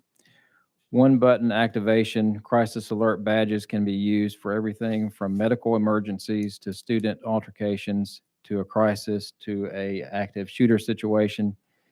It has location accuracy with customized safety mapping. Crisis alert determines the exact location where the alerts come from. Audio visual notification, crisis alert, campus-wide alerts, communicate emergency information using intercom integration, desktop alerts, and flashing strobe lights.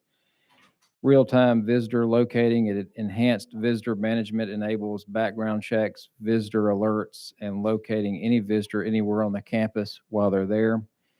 It has digital mapping with safety blueprint, user editable mapping technology. Campus maps can be updated at any time without having to re-engage an architect.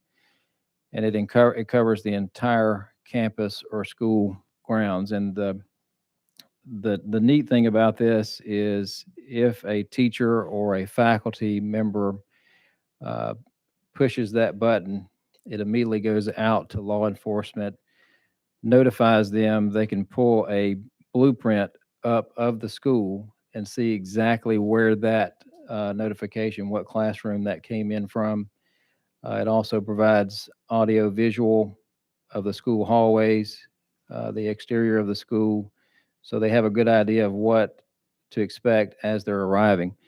And it also has, from what I understand, it has technology that notifies the closest officer to that school and lets them know that you're the closest person to this school in the event that call goes out. So it's a very technology-based system, and it is something that I think every school in our state needs. And that's why I'm bringing this legislation.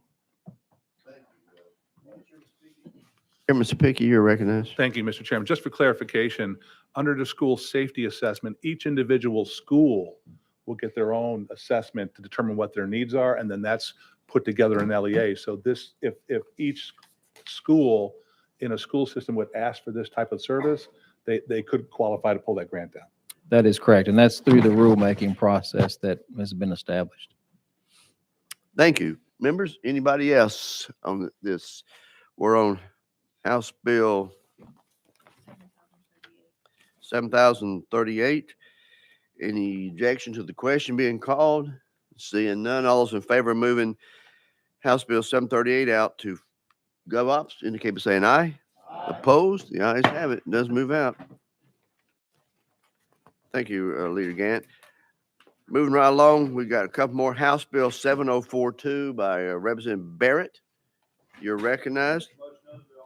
You got a motion and a second. I don't see any amendments, so you're welcome to describe your bill. Thank you, Mr. Chairman. This bill would create a statewide school safety audit for all public schools in the state that would be conducted by the Department of Safety.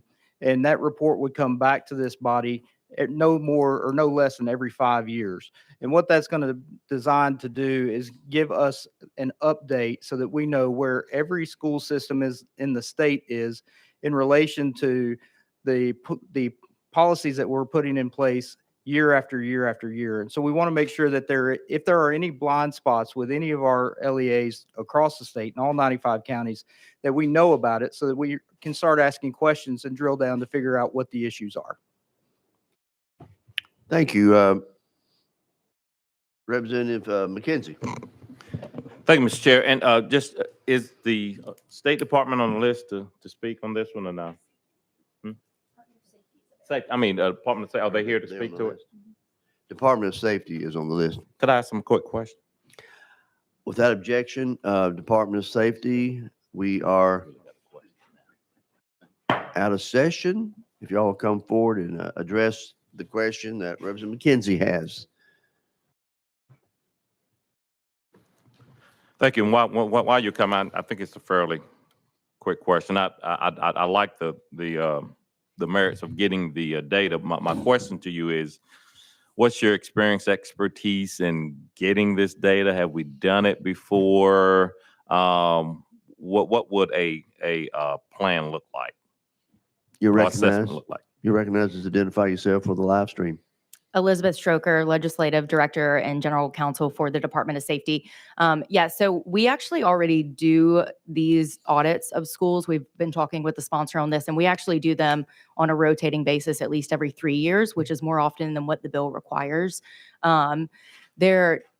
So we already do these audits. We're fully capable to do it. Our Homeland Division does it in consultation with the LEA, and all of that information is shared with them and then the Department of Education. And so it's a pretty robust, I don't want to say it's a checklist, that doesn't do it justice, but it's a list of things that have to be looked at. We have our agent go out with the local law enforcement, the school. And so it's something we already have in place, but it's something we already do much more regularly.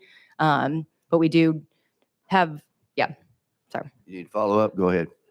Yeah, so with that said, I would hope that you will continue to do it at a 3-year periodicity and not a 5-year. Hopefully, this bill won't hurt you or hurt the assessment process. Is it your intention to keep doing what you're doing? Or if this law is passed, would you go to a 5-year?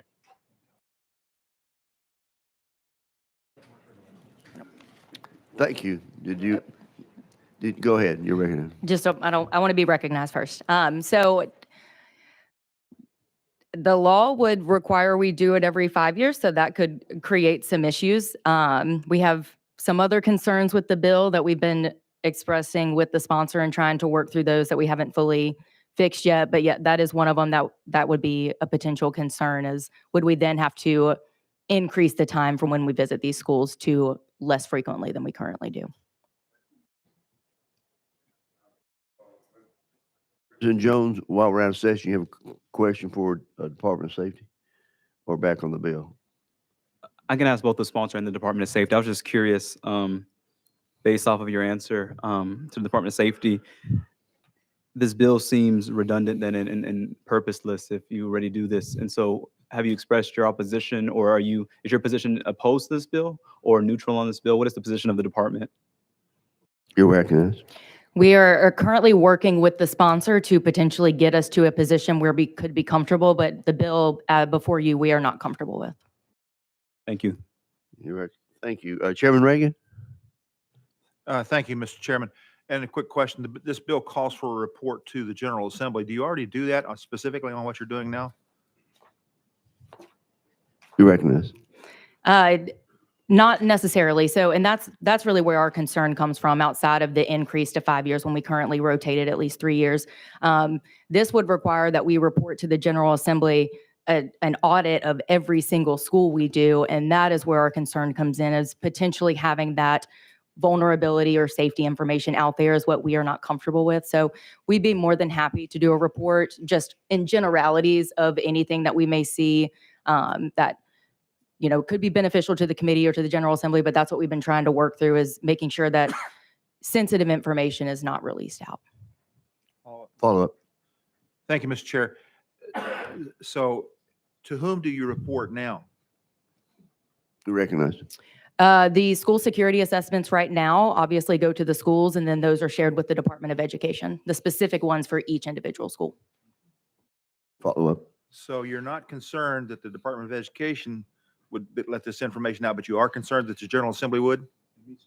You're recognized.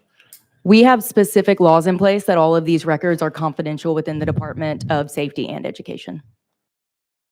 Thank you. Thank you. One last question. So am I hearing you? I know there's another chamber that is dealing with this, but are you telling us this bill is not ready for prime time?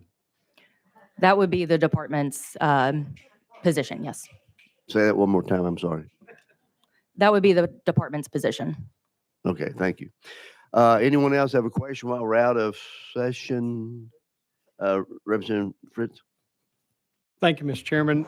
Just a quick clarification. I think the bill reads no less than once every 5 years. So that wouldn't prohibit you from doing what you're doing now by the words that I'm looking at. Is that correct? You recognize. Sorry, I don't want to jump in front. Yes, and again, that was just one of the things that we had issues with. And if I could, Chairman Reagan, we definitely think that y'all would keep everything confidential. The question comes in is once we turn it over to you, it's now an open record. And so that's where anyone could then request it, and that's where our concerns come from.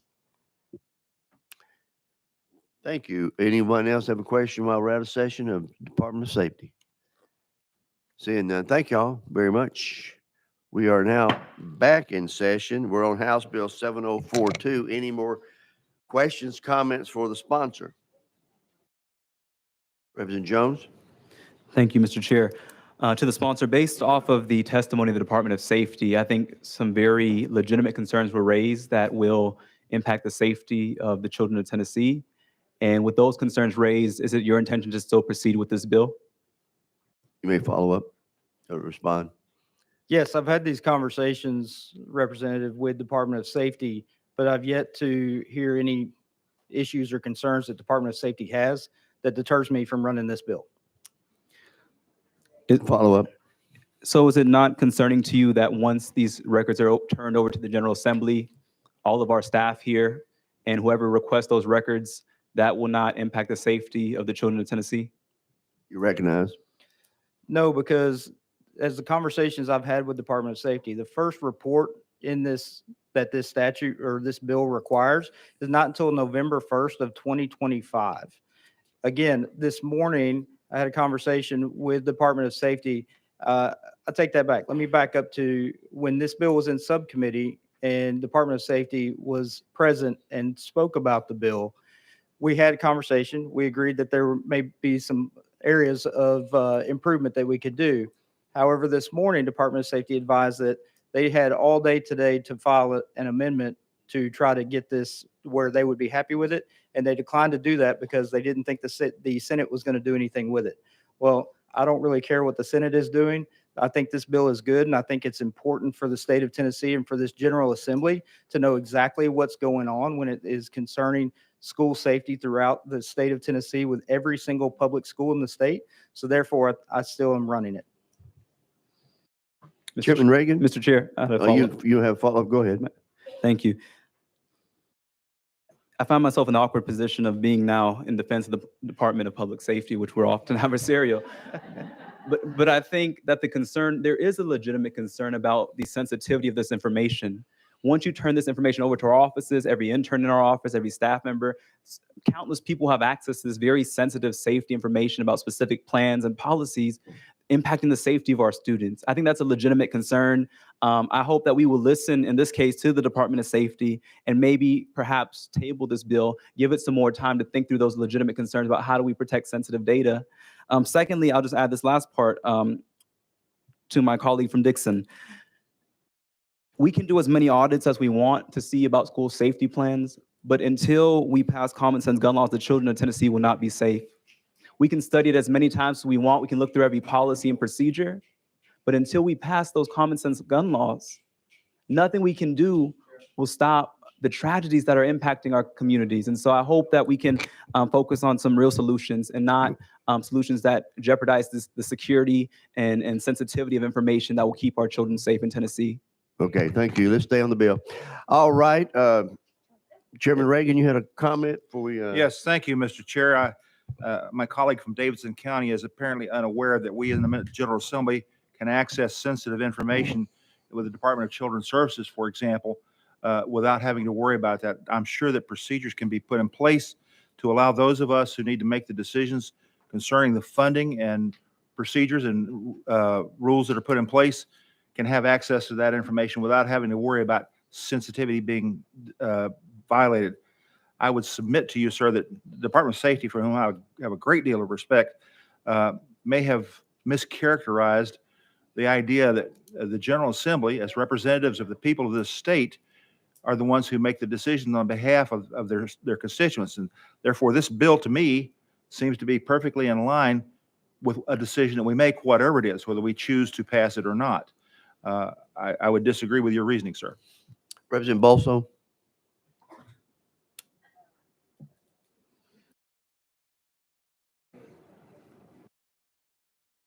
You're recognized.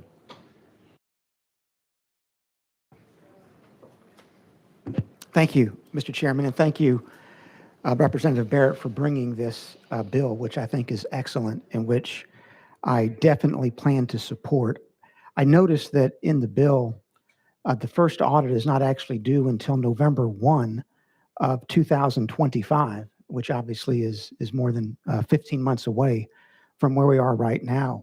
But given that there does appear to be some coordination between the sponsor and the Department of Safety, I think it might be in everyone's interest to have this sent to study more, to summer study. And so I would move, Mr. Chairman, that we move this to summer study, with my intent being to completely support it once it is, in the chairman's words, ready for prime time.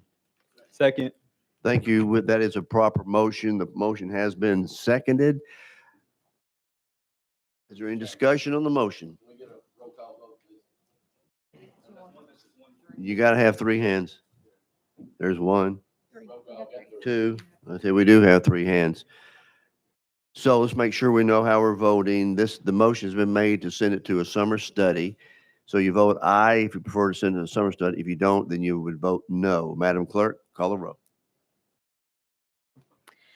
Representative Baum. Representative Baum votes aye. Representative Bolso. Representative Bolso votes aye. Representative Butler. Representative Butler votes no. Representative Sapicki. Representative Sapicki votes no. Representative Fritz. Representative Fritz votes no. Representative Gant. Representative Gant votes aye. Representative Gillespie. Representative Gillespie votes aye. Representative Haston. Representative Hurt. Representative Hurt votes aye. Representative Jones. Aye. Representative Jones votes aye. Representative Lafferty. Representative Lafferty votes no. Representative Love. Representative Love votes aye. Representative McKenzie. Representative McKenzie votes aye. Representative Parkinson. Representative Parkinson votes aye. Representative Reagan. Representative Reagan votes aye. Representative Ritchie. Representative Stevens. Representative Stevens votes no. Representative Warner. Representative Warner votes no. Vice Chairman Slater. Vice Chairman Slater votes aye. Chairman White. Aye. Chairman White votes aye.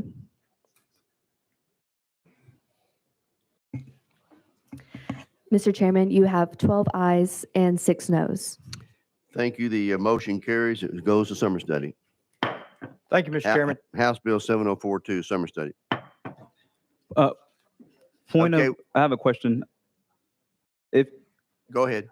Since we're in an extraordinary session, what does summer study look like for a bill sent to summer study in extraordinary session, since this session is not connected to the regular session?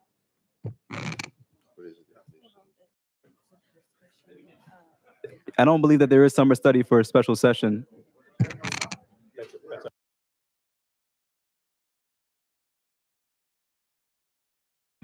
Okay, the way it works, Reps Jones, the Speaker of the House would be the one who would call special session. If he chooses not to, then it would not be heard. Yeah, to call a summer study on the bill during special session. Thank you. Now, members, we're almost completed the calendar. We have item number 7, House Bill 7061 by Representative Love. Where you go? There you are. You're recognized, sir. Thank you, Mr. Chairman. House Bill 7061 is a very simple piece of legislation. It just requires the department to annually notify each local education agency in writing all state and federal grants available to assist the LEA in expanding mental health services and resources in schools. With that, Mr. Chairman, I stand ready for questions. That explanation, Representative Parkinson. Question called. Any objection to the question? Seeing none, all those in favor of moving House Bill 7061? The question was called. Does anyone have an objection? Pull it back. Put it back. No, pull it back. I'll pull it back. Okay, no objection. All those in favor of moving House Bill 7061 out to calendar rules indicate by saying aye. Opposed? Ayes have it. Chairman Love moves out. Thank you, Mr. Chairman and committee members. Okay, members, this next one, House Bill 7092, was carried by Representative Harris in subcommittee. He could not be here, and he has asked Representative Pearson to carry that for him. Is that correct? You come on up to the dais. This did go through committee last night, subcommittee, with with no issues. House Bill 7092, you're welcome to explain it. Thank you. We had a motion second. Yeah, we already got it. Thank you. Can I request a roll call vote for this? If that's your desire, yes, sir. Thank you. And to Rep. Harris, sorry he couldn't be here, and I'm grateful for the opportunity to present this on his behalf. Thank you, Chairman and members. Make sure your microphone's on. Make sure we can. Testing. Thank you, There you go. Chairman and members of the community who are here advocating for just legislation throughout this extraordinary special session. This bill is simple.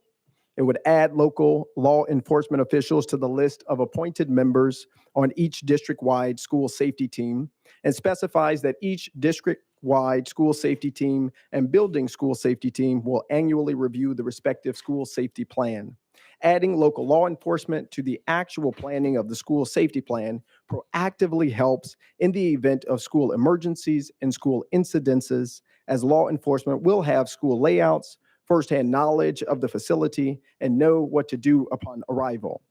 I believe we need this legislation because of the risk we are leaving our children under due to the reality of extreme threats and gun violence that will continue to impact our communities due to the unwillingness of our body to do something meaningful about gun violence. And our state, our children, our communities, our schools are left vulnerable due to individuals having access to guns who should not have them.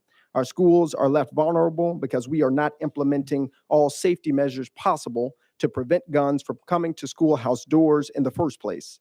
Instead, unfortunately, we have promoted bills and laws that help only increase the amount of people with guns who could go into our school buildings.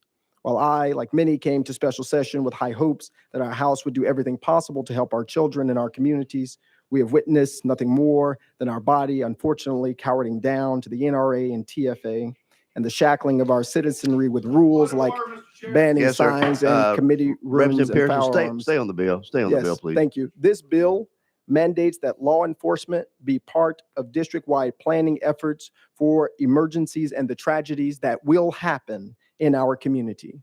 Yesterday, we saw a bill to arm teachers, and when the unfortunate incident happens where a teacher accidentally shoots a student or intentionally shoots a student, or a student finds the teacher's firearm and shoots themselves or a peer, the first call that will be made will be to whom? Law enforcement.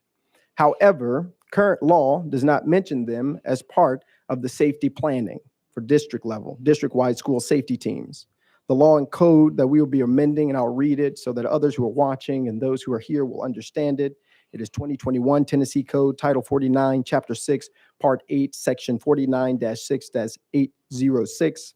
Each district-wide school safety team shall be appointed by the district's director of schools and shall include, but not be limited to, we want to add here, local law enforcement, representatives of the school board, representative of student, teacher, administrators, and parent organizations and school personnel, including school safety personnel.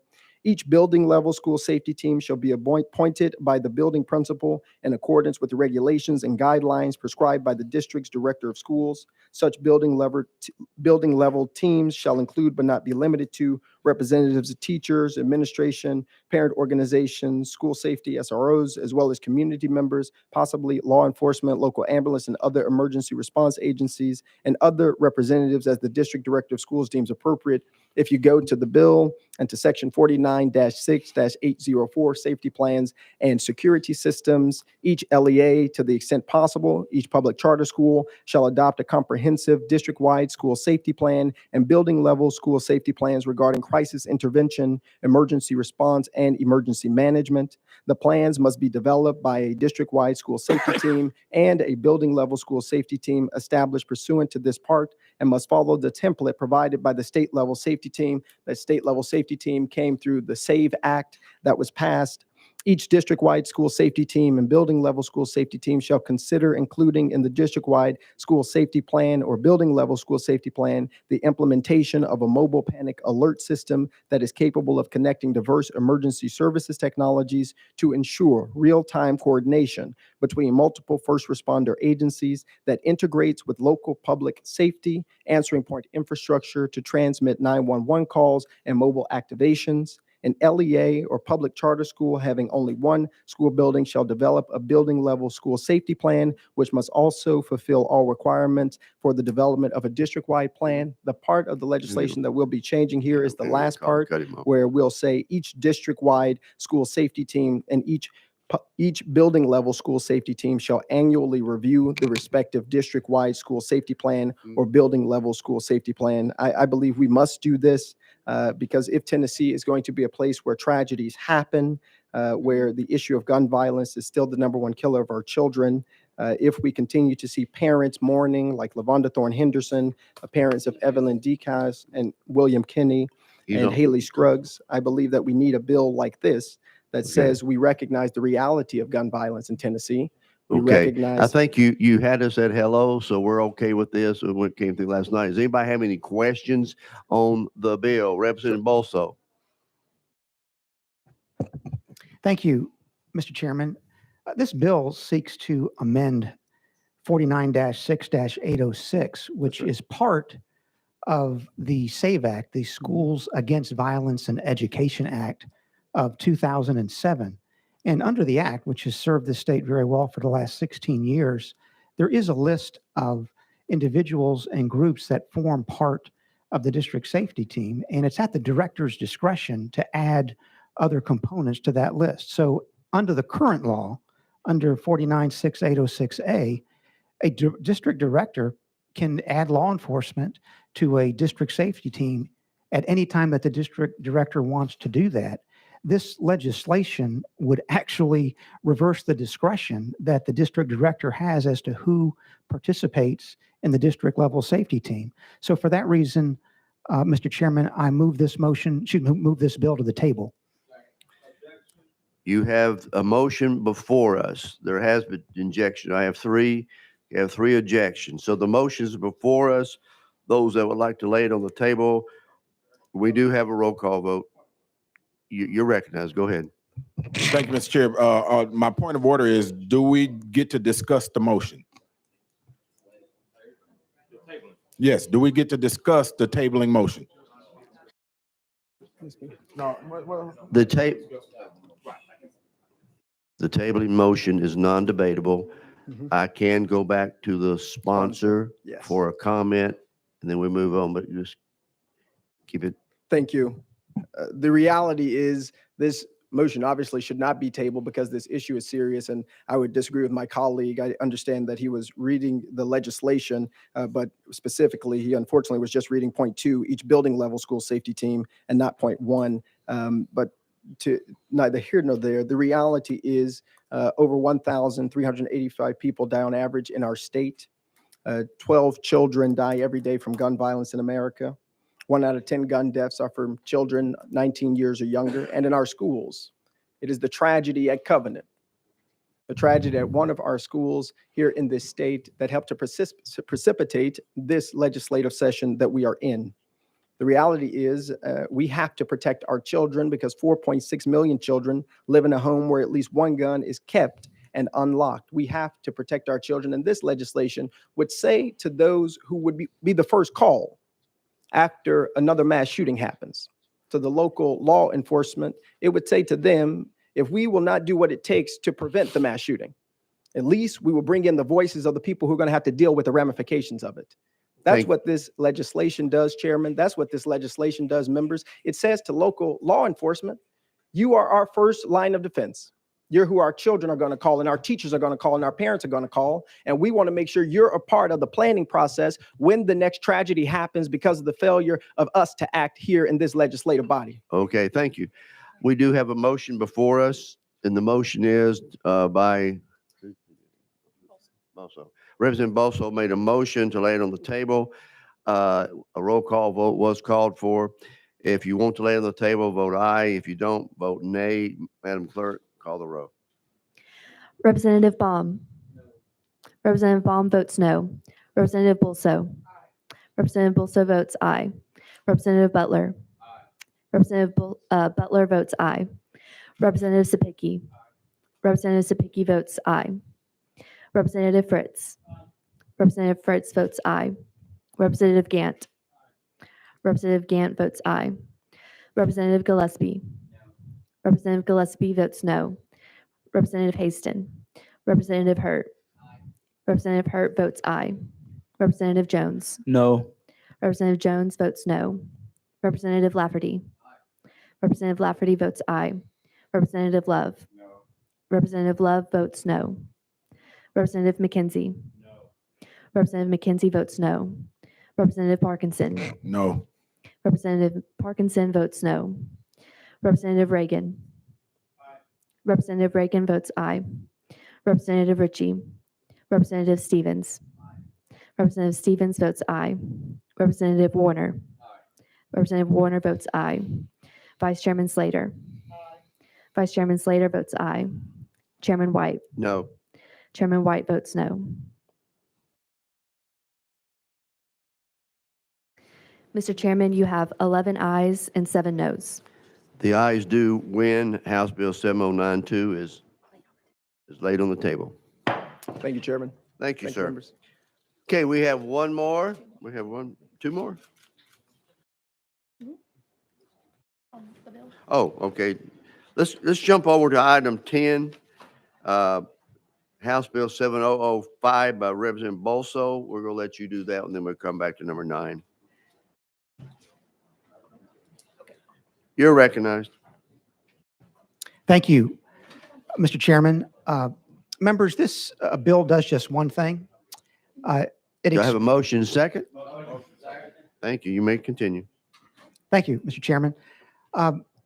This bill does one thing. It expands from K through 12 to pre-K through 12 private schools in Tennessee who are able to adopt their own firearms policy. Under current law, 49-50-803, any private school in the state that consists of K through 12 grades is able to adopt its own firearms policy. But after the horrific shooting at Covenant on March the 27th, one private school in Williamson County in my district was advised by the Department of Education that they were ineligible to develop their own firearms policy because they were not K through 12, they were pre-K through 12.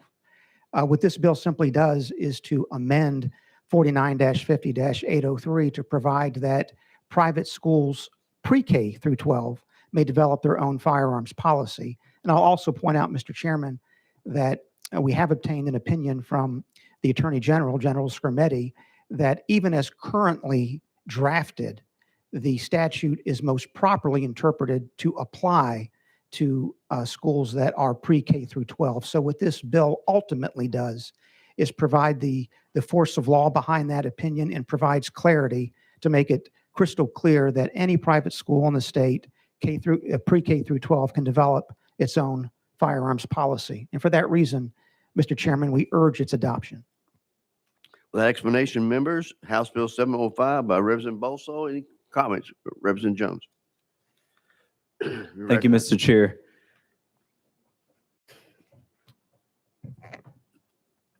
I recently got a letter from a preschool teacher at a private preschool who wrote to my office about how she keeps little dummy suckers in her classroom now because if there's a mass shooting, she wants something to give to her students to calm them and to comfort them and to help them stay quiet. She talked about keeping this in her classroom, something she had not thought about until recently. And as I was reading this letter, I'm thinking about it because I think we're just taking more steps toward false solutions. I think about this teacher who wrote me, and I know that putting more guns in this pre-K through 3rd grade, whatever grade we're putting guns in, is not the solution. It's not going to keep those babies safe. And so because of that, I cannot vote yes on this bill. I hope that we can offer the people of Tennessee real solutions. We can offer these pre-K, 1st, 2nd, and 3rd graders some real solutions. I don't think creating a situation where we'll have a firefight in the school gunfire, against gunfire. It just breaks my heart that we even have to talk about this, and that what we're not talking about are the things that the people are asking for, the things that these parents have asked for, Representative Bolso. And so I hope that you will hear the cries of the people. Many of them I've met from Williamson County asking for change. And so with that, I just submit that I can't vote on your legislation. Representative Bolso, would you like to follow up? I'm looking at your legislation. I'm not so sure my interpretation is that is correct, but go ahead. Yes, thank you, Mr. Chairman. This bill, of course, does not put guns anywhere. The beauty of it is that it allows each individual private school to decide for itself, if it's a pre-K through 12 school, whether it wants to allow firearms onto its campus to protect children and teachers.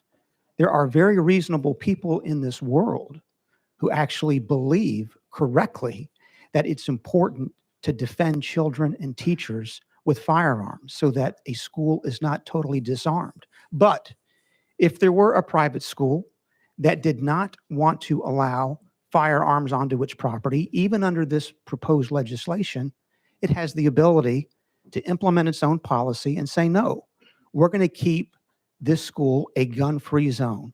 There's nothing in this legislation that requires any school to put a gun anywhere. Thank you, Mr. Chairman. Let's go to Representative Butler. Thank you, Mr. Chairman. Question on the bill. Question been called on the bill. Seeing no objection, all those in favor of moving House Bill 7005 to calendar rules indicate by saying aye. Aye. Opposed? No. The ayes have it. You'd like to be registered as a no, see the clerk. That moves to, okay, now we're one second. We're going now to item number 9 on the calendar. Representative Todd, did you have a point of order, Representative Jones, before we go to the next bill?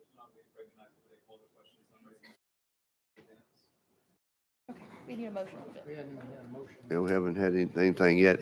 Haven't recognized him yet. Representative Todd, you're ready to, you're recognized on House Bill 7064. You got a motion and a second on your bill. Do you have any amendments that rewrite it?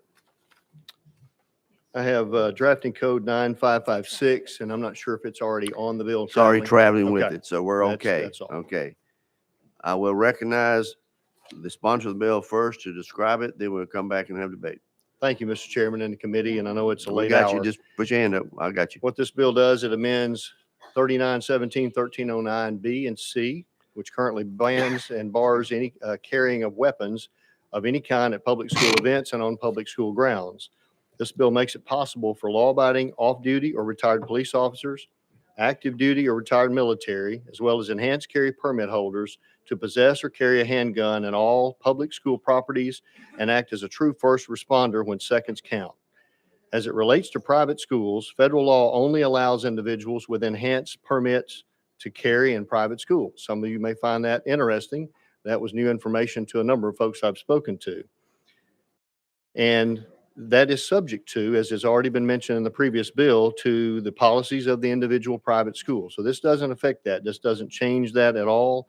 And those folks can still operate under the same policies they are today. And I'll be glad to answer any questions that you may have.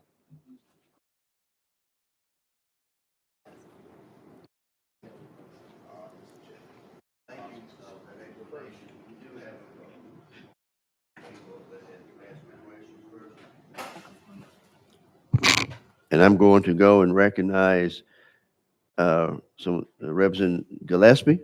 You're recognized. He hasn't spoken yet. Thank you, Mr. Chairman. Sponsor, we've had a lot of conversations on this, and you know the area that I come from, and I just don't believe that allowing more people under the parameters that this bill sets forth is going to create a safer environment at a football game or a basketball game or any event like that. And so I just have to strongly, absolutely strongly oppose this and put that on the record. I think this is just bad public policy. And unfortunately, I think we'll see the effects of it in my community and other communities. And we're gonna have some tears over it. So for that, I cannot support this. Okay, let's now go to Representative Sapicki. Chairman Sapicki, did you have a comment? Yes, it's for legal. If you want to take everybody else first and come back to me, that's fine. Okay, let's go back up to well, we had Representative Warner. Thank you, Mr. Chairman. I'll call previous question. You saw our hands up. We had our hands up from the beginning. We had our hands up from the beginning of this committee. We had our hands up. That is you saw our hands up. You saw our hands up. We had our hands up. Would you let Would you let the chair from the beginning? Would you let the chair speak without jumping up? We did so well. Well, I'm sorry. You called him when our hands were up. Our hands were up from the on beginning. the list. Sit down. This committee is out Sit of order. down, and the chairman will make the call. Representative Warner, do you want to call the question at this point? Yes, sir, I do. Okay. You recognized him when our hands were up. Mark, you Well, saw, Chairman, now- you saw our hands up. No. Yes. I had my hand up from the beginning. I was the first one to raise my hand. And we I've told got- you, because we knew the games that you played. We knew that you played these games. Don't be cowardice. Have the Yes. discussion. There's people who've been waiting Would for you- this bill. Sir, there is only one chairman. Listen. The question was called. That is a parliament You procedure. recognized him. You, That's you fine. chose He to was on recognize the him. list. My hand was up before his. You recognizing your point of order, and then we're moving on. Go ahead. Mr. Chairman, with all due respect, that is a crock of crap. We had our hands up when we called the motion. You looked at us and acknowledged. I told you why our hands was up, because we wanted to beat this call of the question. Colleen looked at me and nodded her head too. Yes. And then you called on everybody else except for us two. That is wrong, and that's disrespectful, and very unlike you normally I run. have But if a you want to, list. but if you don't, let me finish my point of order, Mr. Chairman. If you want to run this bill and ram it down everybody's throat and down these people's throat, you're doing exactly that, and that's wrong. You have no idea how we're Coward. going to vote. You saw our hands, Mark. Representative Warner, would you allow a discussion and withdraw your call at this point? We have to obey the rules, and I'm asking you to withdraw the calling the question, and let's have a little discussion on this. Mr. Chairman, 3 bills ago, Representative Parkin stood up and called the question. The first thing, Go ahead, finish. no, I will not reject. I will not pull my call for the question. Let's vote. Go ahead. I would ask the audience to sit down. This is a parliamentary procedure. We do not get anything done by people talking out of order and screaming. We have a process. Representative Parkinson, I have a list here. He was on the list first. Then Jones, McKenzie, Parkinson, Sapicki, and Bolso. I'm sorry.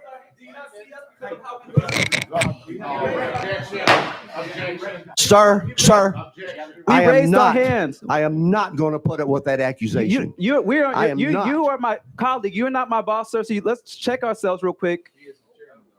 Let's check ourselves. Out of order. You can remove me with these security guards, but I'm going to speak.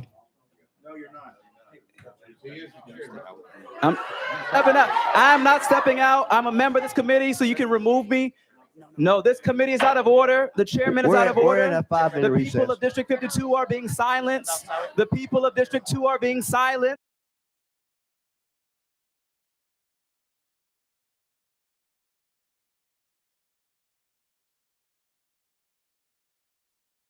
You saw my hand. You saw my hand up from the beginning, Chairman White, and you chose to ignore me. I rose my hand immediately.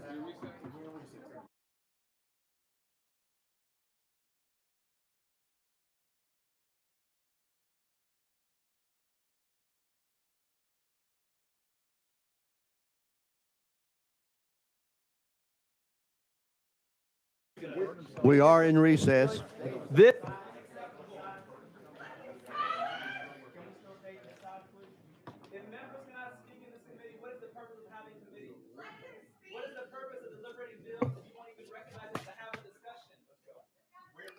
We've had 9 bills. You've been recognized.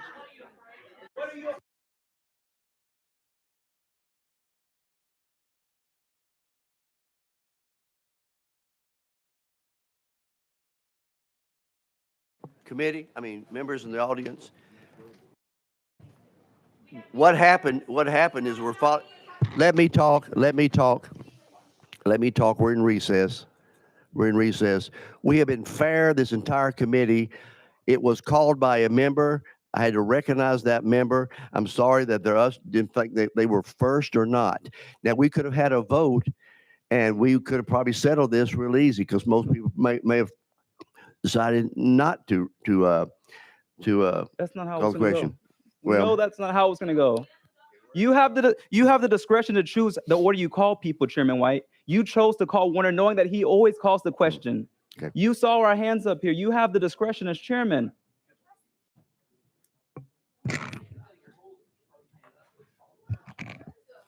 My hand up was up from the beginning. And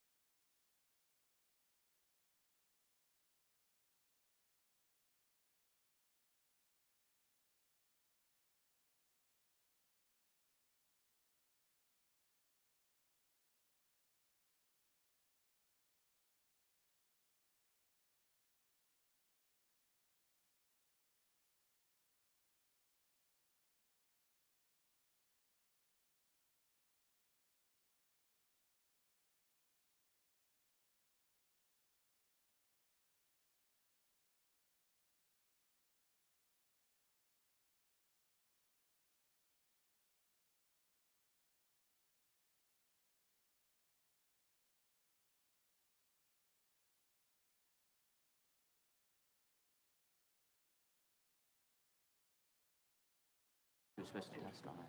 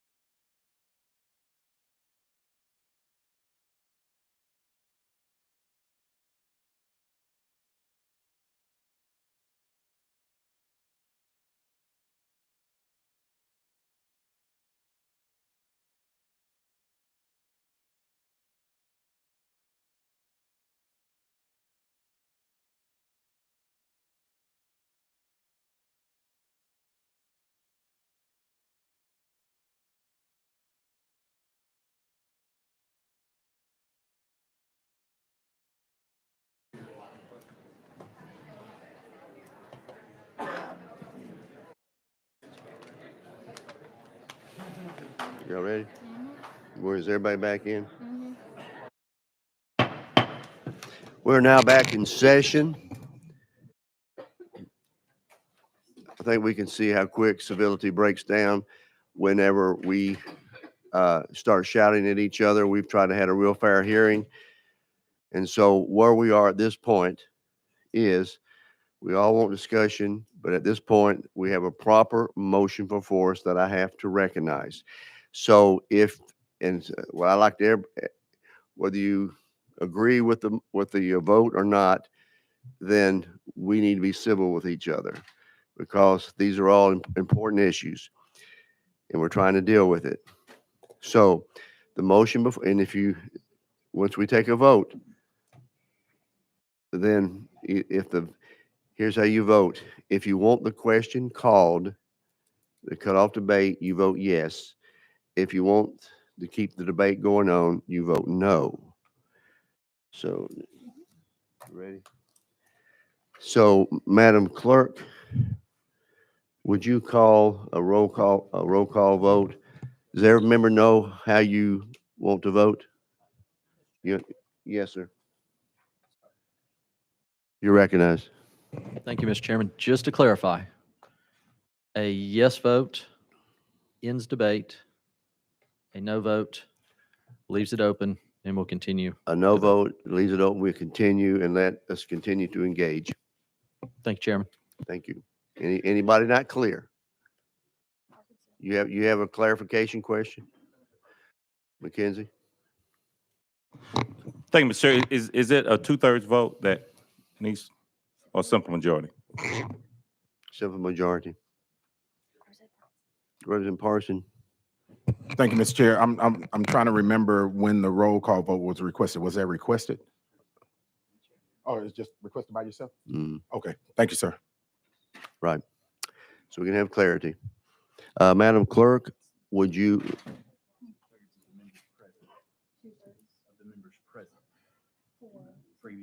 It was 2/3. One moment. 2/3 of the members present. 2/3 of the members present. Okay. Either way.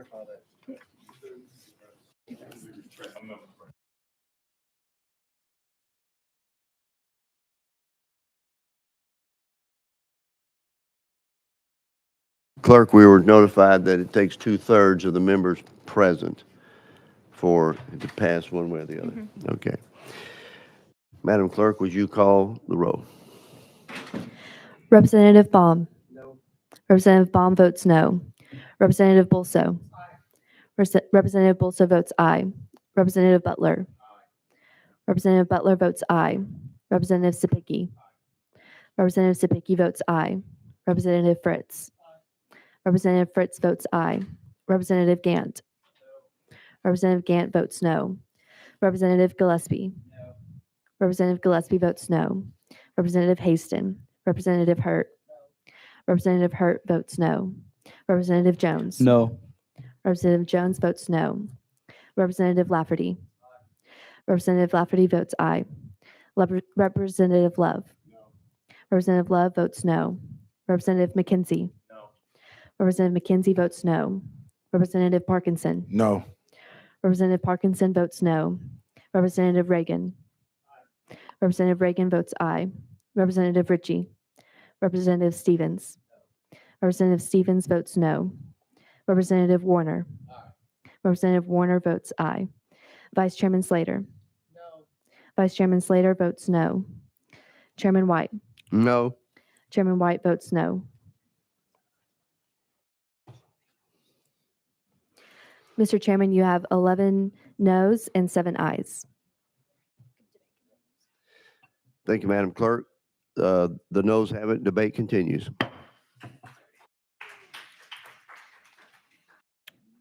Now, moving forward, committee, I would ask you to make your comments succinct and stay on topic.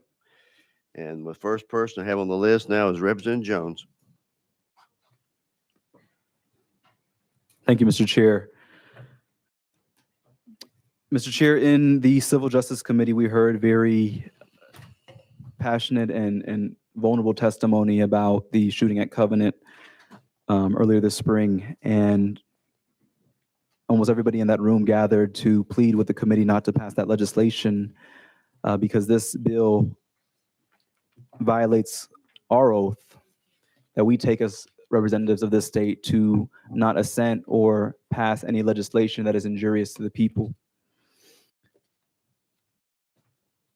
Proliferating firearms in our school is injurious to the people. Creating a system in which people, vigilantes almost, can simply walk into any school uninvited with their firearm, even when the school does not permit it, does not request it, does not want it, is injurious to the people. This bill is, unfortunately, yet another attempt at deflection, deception, and distraction from the real issue of which we are assembled to address, which is the crisis of mass shootings in our state and gun violence, which takes the lives of 4 Tennesseans every day. I want to also point out, as a representative who represents Antioch, Tennessee, that Covenant was not the first mass shooting in Tennessee, but in Antioch, 4 young, beautiful Black and brown lives were taken at a Waffle House in Antioch. And that unless we act to address the real crisis of gun violence, it will not be the last mass shooting. I'm very troubled by the trajectory that this bill sets. I'm very disturbed.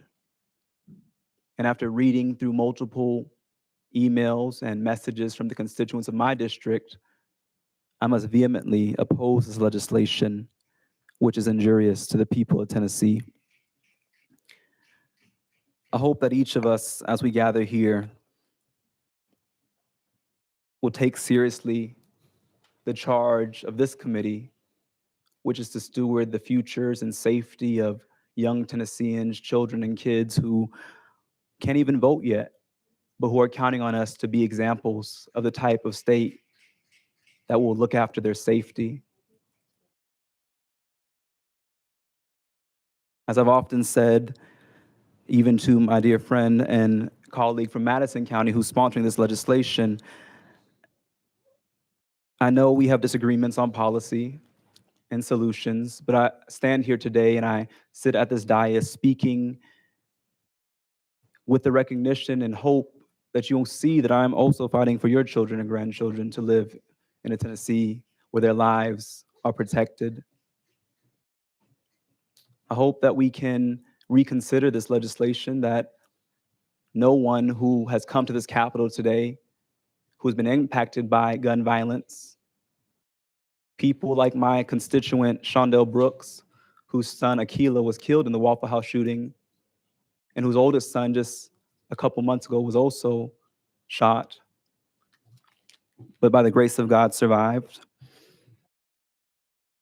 I hope we talk and consider the messages and be in dialogue and conversation with the Tennesseans who are pleading with us to not do what is politically expedient, because I know many of us have to do what we believe is politically expedient. I hope we do what is courageous and based on conscience and based on humanity and what will heal the state. I appeal to the better angels on this committee. I appeal to the humanity of this committee to hear the cries of Tennessee, and let's stop this harmful legislation together and send a message that we want a Tennessee that protects kids and not guns. Let's stand united in opposing this legislation and say that we respect the people of our districts and of Tennessee enough to offer real solutions to protect their babies, substantive, comprehensive, fact-driven, tested solutions. The issue of shootings is a uniquely American problem. And more guns in schools, more gunfights in our schoolhouses will not solve it. I'll end by saying this. Something that really moved me today, and something that I've been visualizing for most of today, is the testimony of one of the parents in Civil Justice Committee who talked about a teacher who was shaking, trembling as a shooter was terrorizing her school and her students under her charge. I hope that that visual, that image will shake us enough, will shake this state right side up again to do the right thing and to not simply be intimidated by those extremists who stood outside our Capitol today with AR-15s and throughout this week trying to intimidate members. I hope we'll stand up to the Proud Boys and make our children proud of the adults who are sitting here to protect their safety. I hope that Sir, go ahead and finish up. You're kind of straying. I know you have your belief, but you're straying off the bill, but go ahead, finish. Thank you, Mr. Chair. To my colleague from Madison, I just simply ask that you reconsider this legislation and perhaps spend some time talking to victims of gun violence. Come meet my constituent who's come before this body many times, Shondell Brooks, and hear her story. Ms. Rafia Muhammad, who was sitting in this audience, whose son was killed in her backyard. Come hear the voices of the people of this state who are begging us not to do this. And let's uphold the oath that we took on January 10th in that House chamber to say we will not assent or approve any legislation that is injurious to the people of Tennessee. Thank you. Thank you. As we go on down the list, I am going to also recognize the bill sponsor. I think when we started out a while ago, we didn't even give you the opportunity to explain what the bill is. So you're recognized, Representative Todd. Thank you, Mr. Chairman. And I did, but I don't mind going back over it, but I don't know that anybody, needs that at this point. I'd be glad to answer any questions. Okay. But to address some of the points just made, I do care deeply about the children of this state, my future grandchildren. That's why I'm standing here. That's why I brought a bill like this that I knew would be controversial, that I knew would have people like these good folks of Tennessee and wherever else they might have come from to oppose it. It's not easy to stand here and oppose and be opposed like that at all, and call names and weird things put about you on Facebook and Twitter and whatever else. But the most important part of this is bringing something that will truly make a difference to save lives. When seconds matter, we don't have 15 minutes for law enforcement to get there. Too many lives are lost in that period of time. And so this is about trusted individuals in our communities, folks that everybody trusts, being able to volunteer. Even if they work in the school, that's probably what's going to address this more than anything else, is folks that are already working in schools, administrators. That's who's contacted me. Some of them are carrying already in violation of the law because it's that important to them to protect these innocent lives. And they don't have 15 minutes to wait. So I know this is the answer, and I know there are plenty of people disagree with me, but this is the answer. Ending gun-free zones where our precious commodities are housed day in and day out is the key to preventing these shootings once and for all. There is no gun violence. There is no knife violence. There's no storm violence. It is people violence. People are the problem. Evil people want to take our children's lives and make a name for themselves, just like some on this committee have done today. And that is wrong. We're here to do what's right for the people of this community, Yeah, for let's- the people of this state. I heard him. Okay, I'm going to now recognize. let's stay Mr. on the Speaker, excuse me, Mr. Chair, Sir. may I respond? I'd really rather go on to Reverend McKenzie. I'll come back to you. You already spoken once. Reverend McKenzie? Thank you, Mr. Chair. That false statements on either side are bad. Statements that you view bad or bad. Statements that you make that are false or bad. Looking at this bill, I heard you say guns are inanimate objects. Bombs are as well. I don't see anything with that. But to the bill, I represent the University of Tennessee, Knoxville. Grew up in Knoxville, seeing the stadium grow to now 101,915 people. This bill, if passed, would allow anyone that meet these criterion to show up at the game with a weapon. I forgot the number, millions of dollars in beer sold. Millions of dollars worth of beer is consumed outside the gates. And every game, somebody's mad. Every game, somebody's angry. Somebody's drunk. Somebody with a concealed carry is angry. Somebody with a concealed carry has consumed alcohol. Guaranteed. We know these are facts. This bill would allow them to carry weapons angry and intoxicated. And that's just one aspect. This is one sliver of how bad this bill is.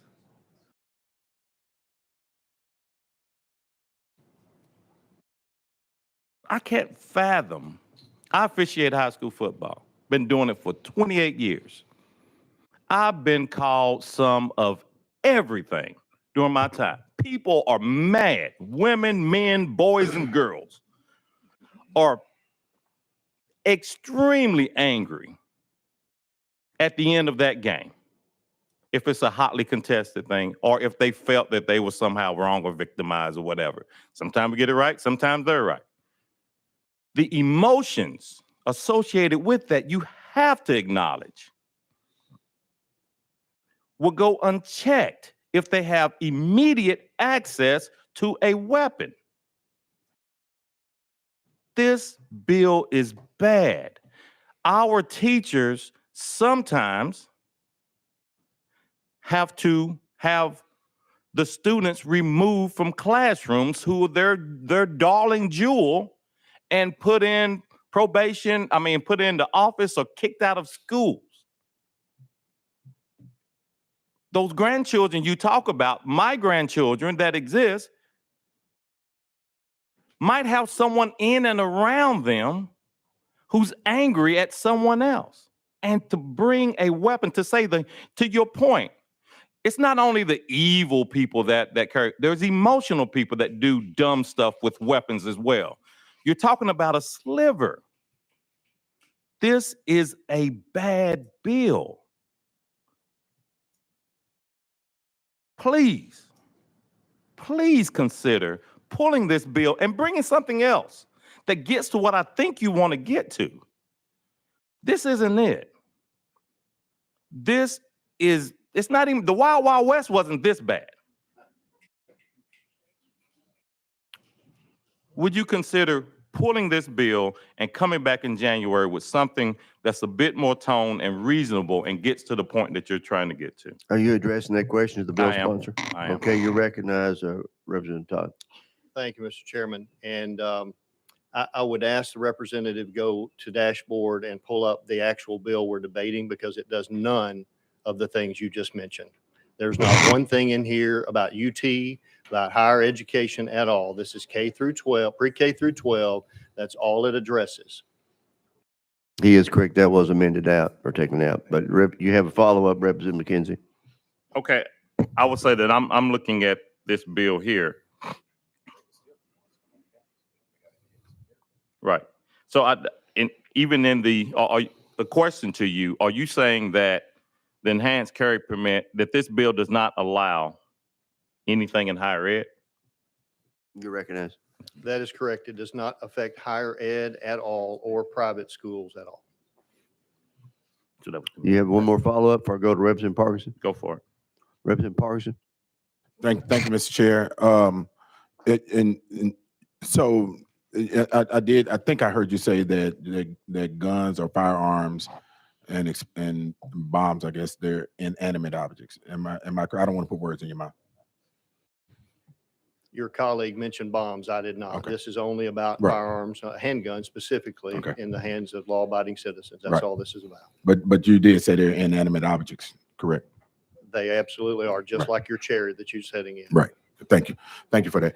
And so my question then to you is, absent the inanimate object,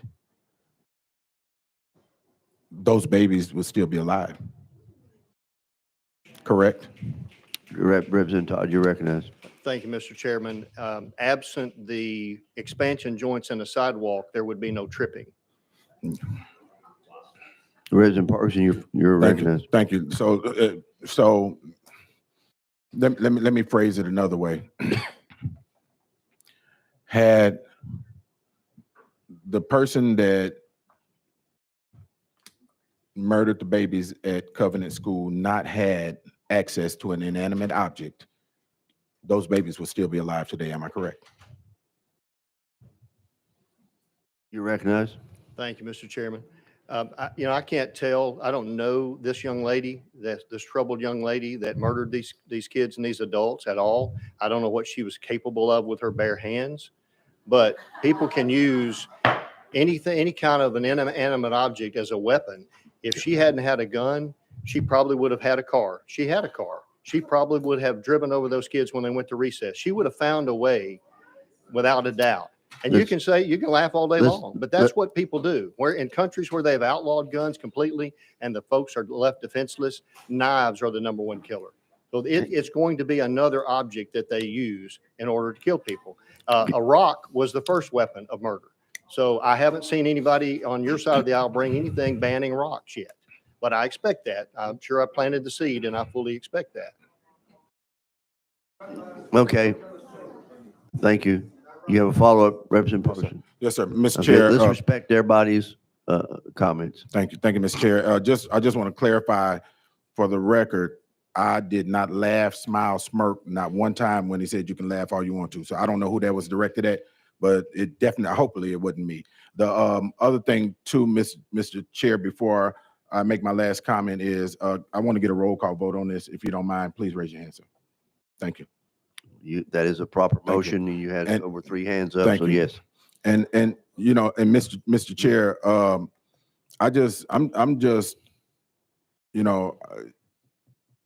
saddened that that we're here, we're in this space, honestly, having these discussions, especially when we know if the access, if we pass policy that made it so that some of these inanimate objects were unavailable to people that would do the harm to these things, maybe then that teacher that was mentioned that was armed wouldn't be so scared that they felt like they had to be armed.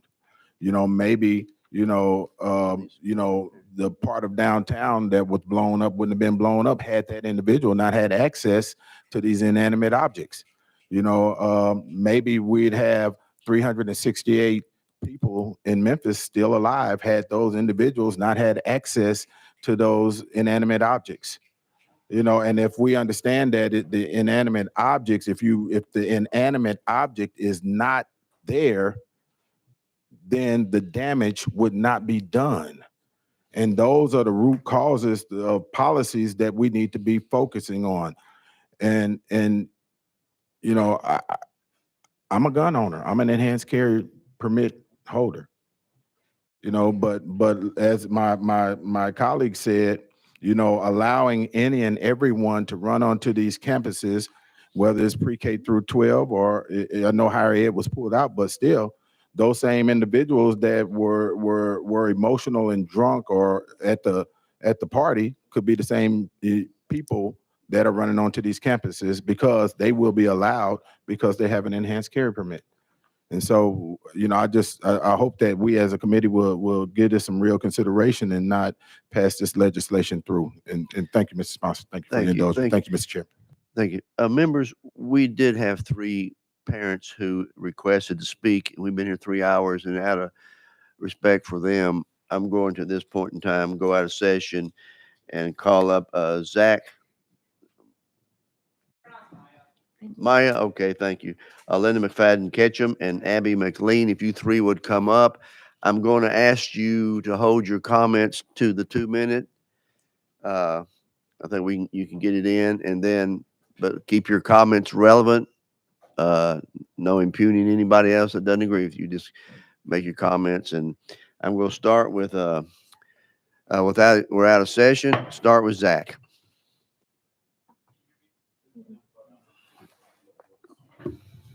Is that good? We got you. Thank you. Good afternoon. My name is Zach Maya, and I'm a junior at Vanderbilt. I'm representing Students Demand Action in opposition to House Bill 7064. I'm beyond hurt that this committee is yet again considering putting more guns into our schools. As a student, I'm terrified by the prospect of teachers and visitors in schools armed with weapons. My parents immigrated to this country to build a thriving family. This idea that America is a place where anyone has the chance to work hard and rise to greatness is one of the strongest ideals we hold as a country. But that relies on having the tools to be informed and empowered. As humans, we cannot attain that without growing up in loving and caring spaces. In my life, I've often felt most welcomed and supported with my teachers.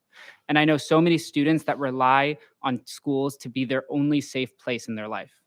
That would drastically change with a lethal weapon sitting at the front of the classroom or with adults in the halls. It is dangerous, and I know my peers feel the same. I have many close friends studying to be teachers, and while every one of them is passionate about providing a quality education, they question whether their fear of becoming armed guards in the classrooms outweighs their passion. There's already a teacher shortage, with currently over 1,000 vacancies in our state. I know in my heart that putting more guns in schools will only make it worse. This extreme bill raises teachers' fears to new levels. It would allow anyone with an enhanced carry permit to bring a loaded firearm into schools. Yesterday, a representative from the Tennessee Department of Safety and Homeland Security told House representatives that the enhanced carry permit training doesn't prepare someone enough to bring a gun into school. This morning, parents of Covenant survivors told House members that this is not what they want. From Parkland to Uvalde, we've seen that an armed presence does not prevent attacks. I'm hoping that you all understand and value the importance of preserving the safe spaces of our children need. I ask you all to think about the dreams of our teachers, the dreams of those who want a better future for themselves, the dreams of younger people who just want to learn and grow. If more guns in more places made us safer, we'd already be safe, but we're not. Guns are the #1 killer of children, teens, and college-aged people in America and in Tennessee. I'm begging y'all, please do not put more guns in our schools and vote against HB 7064. Thank you, Zach. Let's now go to, is it Linda McFadden Ketchum? Did I pronounce that correctly? Pretty good. Okay, make sure your mic is on and identify yourself for the live streaming. Am I on? Yes, ma'am. I'm Linda McFadden Ketchum. I am here representing Moms Demand Action for Gun Sense in America, Tennessee. We oppose this bill. I was a school teacher in Davidson County for 30 years. The bill 7064 significantly adds to the mix of people already allowed to carry guns in our schools. It lets enhanced carry permit holders with 8 hours of training bring loaded firearms into school. The bill makes it impossible for schools to know who is carrying on the premises. Putting more guns in more places endangers our children and communities. Schools should be safe places where our children can learn and grow free from fear. We support basic security measures like internally locking doors and access control that all schools should implement. Measures that make our schools more like military bases do not create the nurturing environment that is conducive to learning.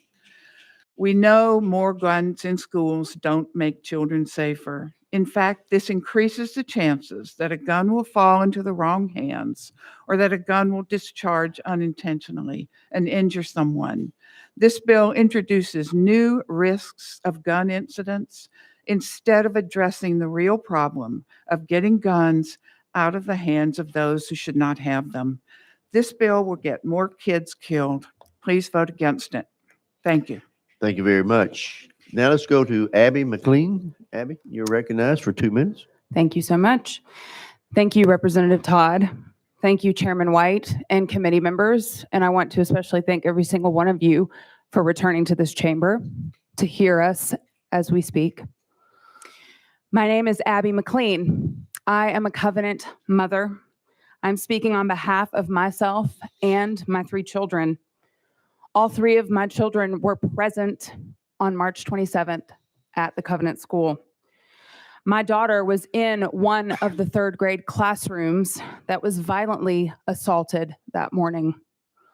As each student ran and ducked for cover in their classroom, knowing that danger was literally seconds from their door, their teacher had just enough time to get the Barracuda lock on the door before the shooter opened fire directly into their classroom through that door window. Their teacher did not even have enough time to pull the simple black shade over the window on the door to block the shooter's view of my daughter's classroom. Their teacher knew what to do because of her training and foresight from our beloved head of school, Dr. Catherine Kuntz, who was murdered that day. These safety steps absolutely saved our children's lives. In the moment, our teacher's immediate concern was to conceal the children as they have consistently practiced. However, under this unthinkable stress and urgency of life or death, the teacher, who was paralyzed with fear herself, had to tell our students, our 9 and 10-year-old students, to duck and cover and to hide as quickly as they could. Our teachers have the immense responsibility of teaching these intruder drills to our children, to your grandchildren, your future grandchildren, and carrying out this training if it becomes necessary. How to get to their hiding places, find the safest closet, saving their lives. We already ask for our teachers to show up and carry the heavy burden of not only educating our children, but now saving their lives. The added pressure of arming them is not the answer. Can you imagine just for a moment as a teacher yourself, knowing that you are already responsible for a classroom of, say, 12 children, like my child's classroom, all of them with different families, all with brothers, sisters, moms and dads, people worrying, or people who love and care for them. And instead of worrying day in and day out whether they're going to pass their math test, where they're going to learn their spelling list, or just simply learning to read, they are constantly worried if they'd have to shoot someone who might try to enter their classrooms. The best way for our teachers to protect our students is to know how to hide them, to hide themselves. If the teacher dies trying to kill the perpetrator, all 12 of those children are dead. SROs are receiving countless hours of training, and many are trained military or police officers who have years of background in firearm responsibility and stewardship. Teachers do not have that. They are not highly trained with years of experience.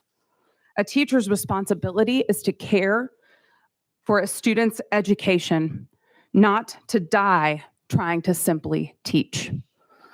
And I want, as you vote today on this bill, I want you all to be able to look in my eyes and look into every single one of these Covenant parents' eyes and those that are watching on the live stream and vote that way.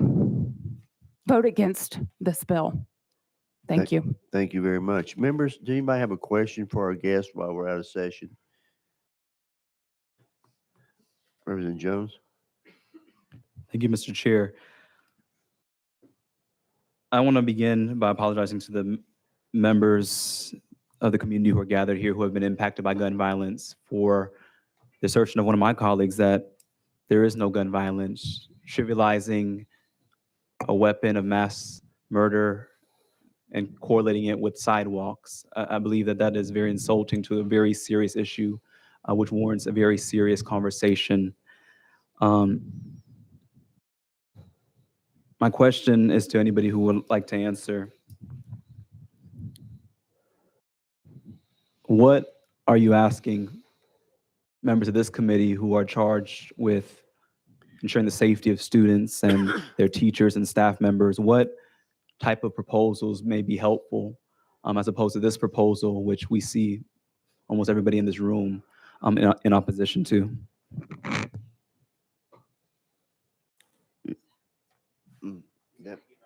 He addressed the question to you, Zach, yes. or to anybody who wants to answer, Mr. Chair, as stated. I can start, and if they want to answer too. Okay. When I see this bill, I understand that, it comes from a place of wanting to do something. I recognize that, and I appreciate that because, we're all here and we're all hurt because lives are being lost every day. We all recognize that and we all want to do something. And I really appreciate that. But I just want to recognize that, all these people are telling you that that's not how to do it. It's just throwing more of the problem into the problem. It doesn't work. It won't work. The thing we need is not to be reactive and throw more fuel into the fire.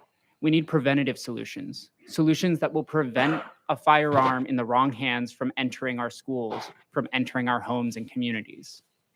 Things like extreme risk protection orders would make sure that someone who is at risk of harming themselves or others could be temporarily prevented from accessing firearms so that their crisis does not become lethal for themselves or others.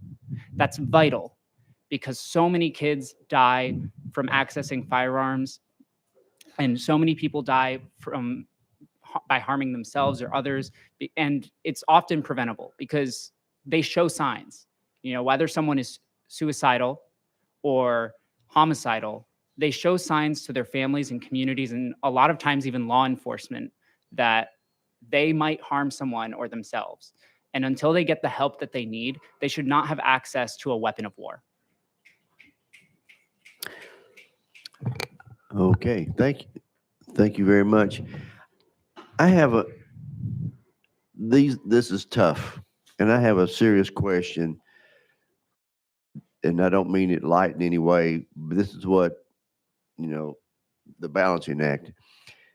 I used to be a principal and an elementary school teacher, K through 6, 200 young kids who were everything to me. I would have laid my life down at any given time for those kids. If I had an active shooter come in, my question is, and if I can do anything at all to delay that, if I say it did have that weapon on me, if I were trained pursue, that's where I'm really torn. I would hate to know that they're shooting children in another classroom, and the only thing I could do is run down there and put myself in between them and them. So answer that's what really gives me pause. You can, whoever. I'd like to speak to that. Am I on? You're recognized. I understand what you're saying, Representative White. And if the body were really dealing with separating dangerous people from guns so that they didn't end up in the schoolhouse, I would take what you say more seriously. But all you seem to want to deal with is what to do after the gun's in the building. And yeah, you would want to protect, but I mean, that law enforcement, how much training they have. How much training the military has. Nobody with 8 hours of training is going to be a sharpshooter. I mean, maybe, but I doubt it. I don't think that an armed teacher or an armed cafeteria worker or an armed assistant principal, unless they really, really, really spent time at the range and were really, really good, could carry out what would be needed in a terrible situation like that anyway. But, that's the tail end of everything. We've got to come upstream and get these guns out of the hands of dangerous people. And we've got to get a safe storage bill with some teeth so that if you are careless, if you are not a law-abiding, responsible gun owner, then there's a penalty for you if your gun is stolen or if it's stolen and you don't report it. That's just common sense. Okay, thank you. And that would help us. Thank you for that response. Members, anybody else have a question while we're out of session with our guest? I'm sorry. You want to respond? I just wanted to simply quickly respond to your Okay, and question. Mhm. I think one of the things that haunts us as parents of students who have now survived a mass school shooting is how can we look them, so students like this, how can we look them in the eye and say, our solution is going to be by bringing more guns that you are afraid of into the building? How do I explain to these children that that's your solution? I'd want an answer, because that's not how we can handle this. One of the things that saved so many lives that day was the training that our teachers received and that Dr. Catherine Kuntz was so very passionate about. It's not a solution, but it does save lives. And I cannot tell you how thankful we are from the Covenant School for the quick reaction of the Metro Nashville Police Department that day, because the teachers did what they were supposed to do and got the kids hidden. They got them put in places where she could not find them. And it would have been worse had they not done that. So I want you to look at these children and say to them, our solutions to this is simply arming every one of your teachers, and God forbid something bad not happen when you do that. That it doesn't misfire. That you don't have a student who gets angry at the teacher and gets it from that teacher and then opens fire. Please explain that to our 9 and 10-year-old kids, to all the students at the Covenant School. Thank Thank you. you. Thank you. Members, before I go back in session, do we have, Resident Love, you want to go back in session, or do you have a comment while we're out of session? Mr. Chairman, I was just going to ask the parent from Covenant if she had anything else to add. And so she's, I think, added sufficiently. Okay, Thank you. Thank you very much. Well, we appreciate y'all being here and being patient, being here so long. So thank you for all your input and everything. Without objection, members, we're going to go back in session now. Thank you. Chairman Sapicki? Thank you, Mr. Chairman. I do have a question on this bill. The first question I want to ask is to legal, Mr. Chairman. We just moved House Bill 7063 forward by Chairman Rudd.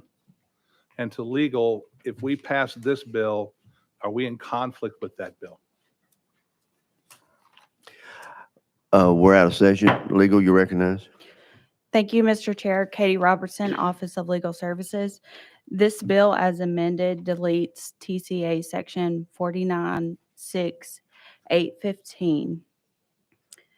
House Bill 7063 puts in certain requirements in order for certain individuals to carry a firearm in 49-6-815.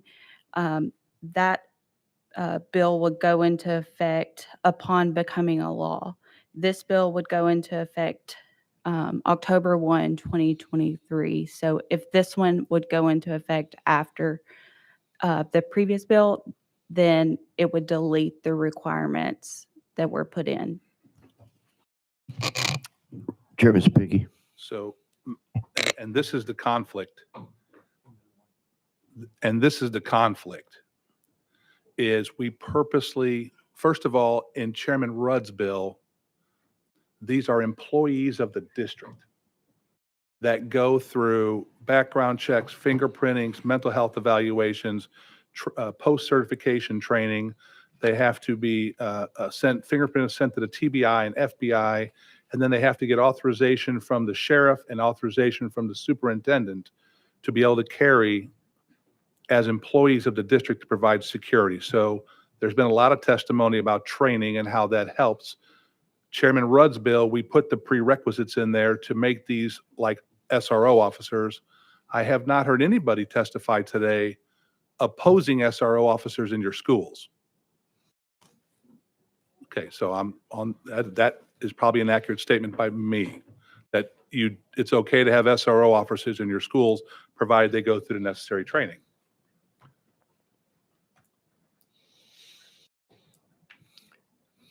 I wish we had more information about exactly what happened. About what happened. Let's, Now, well, wait a second. let's let the I chair- listened. Now, just please hear me out. The response time by Metro Nashville was incredible. Those officers responded to the threat in record-setting time, is what we've heard. Now, if an SRO would have been present at Covenant, or any school for that matter, and engaged that shooter before they had an opportunity. Now, I know some people have talked about we have to do things ahead of that. But when the threat materializes in the school, aside from the shooter taking their life, a good person with a gun has always ended this. Now, the chairman is speaking. I listened to No you. interruptions. I listened to you. So, to the bill sponsor. Oh, I'm done with legal. You want to go back in session? I have a question for legal. Okay. Before we go back in session? Okay, you're recognized, Chairman Reagan. Thank you. I want clarification. As I understood the question that was asked and answered, if this bill passes, it will override the previous bill that Chairman Rudd put in front of this committee. Is that correct? Legal, you're recognized. Thank you, Mr. Chair. Katie Robertson, Office of Legal Services. If this bill takes effect on October 1, 2023, and the previous bill takes effect before that, then this would nullify the requirements of Representative Rudd's bill on carrying a firearm on school property for those certain individuals. Chairman Reagan. Thank you. I just needed clarification on that. Okay, without objection, you have a question for legal? You're recognized while we're out of session. Thank you. To legal, the bill sponsor indicated a lot. Everything I said was incorrect. If there's does this bill apply to high school athletic competitions I spoke of?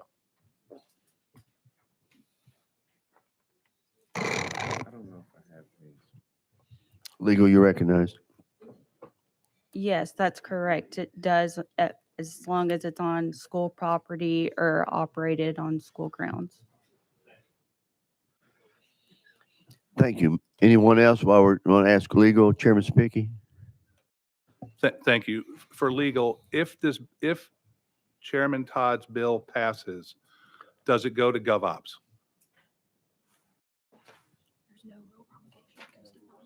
That's my point. She's saying no.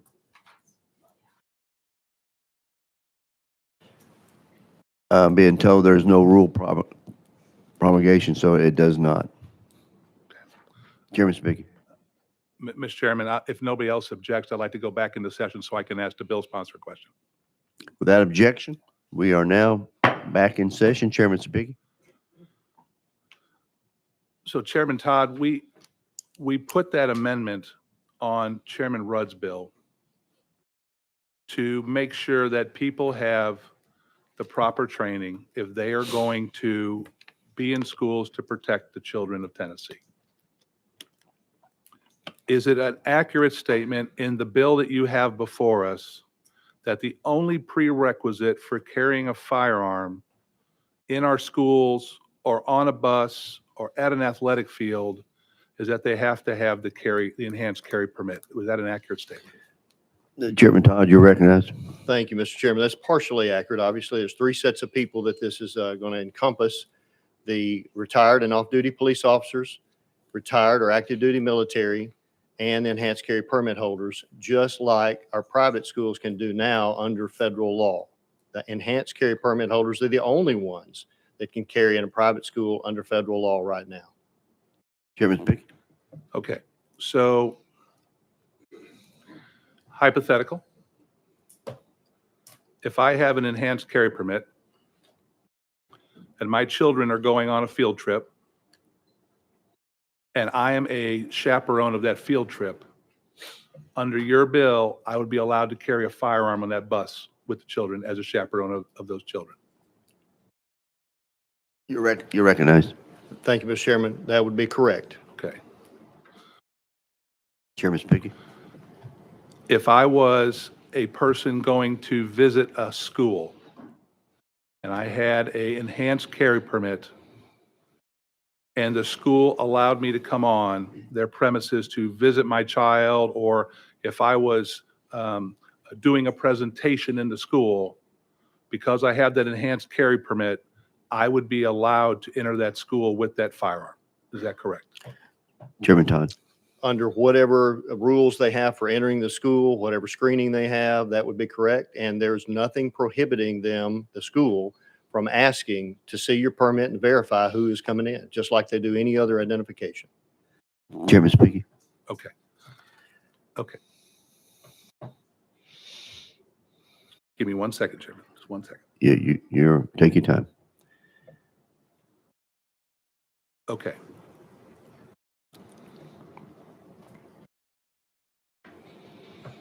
Mr. Chairman, I'll let someone else go for a little bit. Okay, we have Representative Bolso. Do you still have a comment?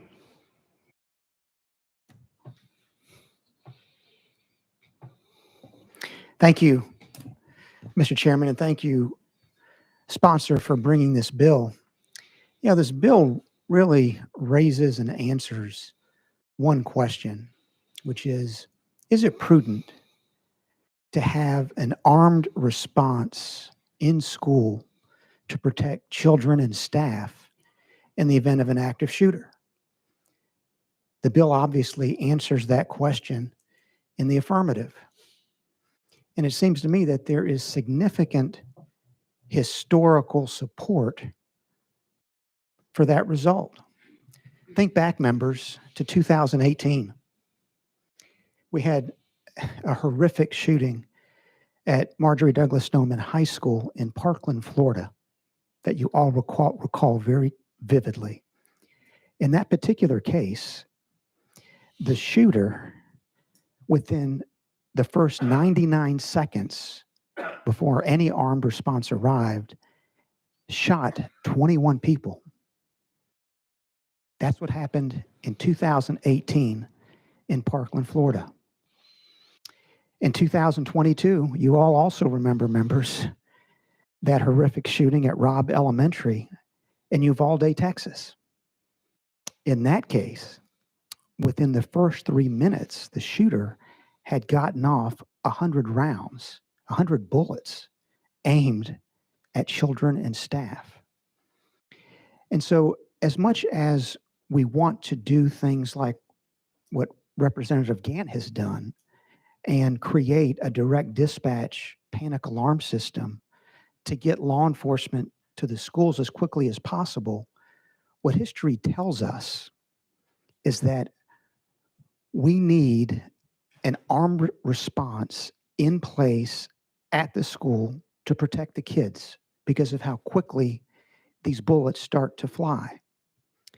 And I would submit, Mr. Chairman, that that is the reason that 28 states across this country have already enacted laws or allow individuals other than law enforcement to use firearms in school to protect students.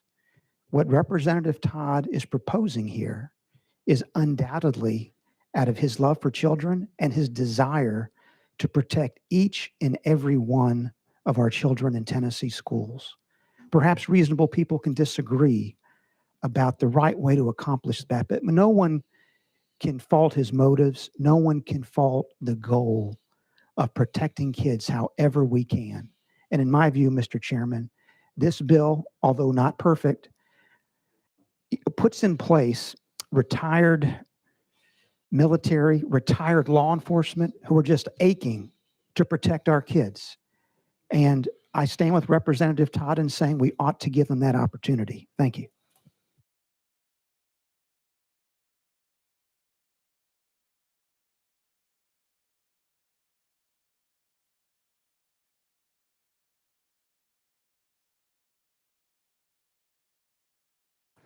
One moment.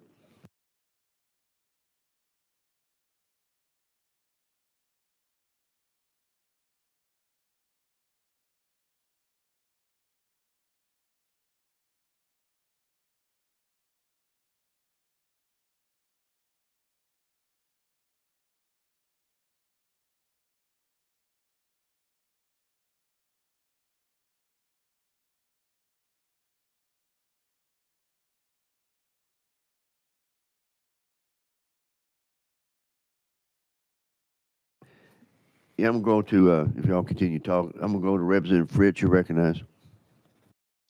Thank you, Mr. Chairman. And I'll be brief with my comments in respect for everybody's time. I do appreciate everybody coming out. While we do have dissenting opinions, this constitutional republic that we live in, we have set up a system so that we can dissent.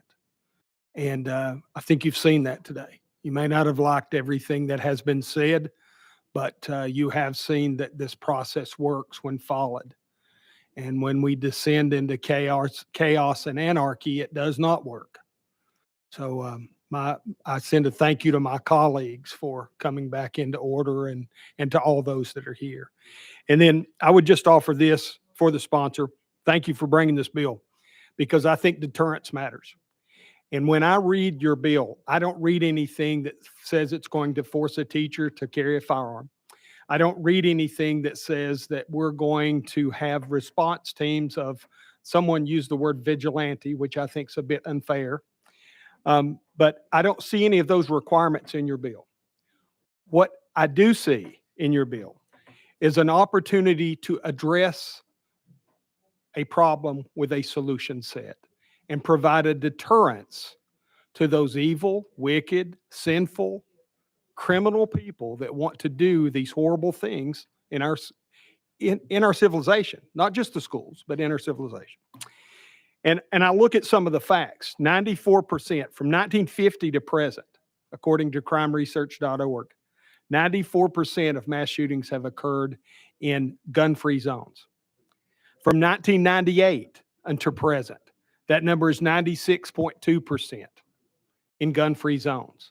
And while I appreciate and understand folks' sentiment that they may not have the desire to own or possess or carry firearms, we are also bound by our oath to our Constitution that we will not infringe upon those rights of Americans and Tennesseans to exercise that right. And in doing so, and in alignment with your bill, we could provide a deterrence that would prevent someone who may have selected multiple targets to go to another place or not commit that act. And so I'll just ask you one quick question. Did you craft the bill to forcibly arm teachers? Recognized. Thank you, Mr. Chairman, and I thank you for those comments and this question. Absolutely not. This is permissive, 100% permissive. We're not forcing anyone. I've never mentioned the word teacher about being armed in this debate, this discussion. That is totally up to the law-abiding citizens in those situations as to what individual decides to do that. And as you said, this is a significant responsibility that an individual takes on if they're going to go into that environment armed with anything, any kind of a weapon. But it absolutely, the key part of this is the deterrent piece of this. That's exactly why I brought this. Another representative has a bill that was laid on the table today that I like even better than this, because it provides a sign out front of every school that says this school is protected. And I don't think there's anything prohibiting schools from doing that now, except it's a violation of law to have these handguns in schools for law-abiding citizens. So once we pass this, then they will be able to implement that type of deterrent if they so choose.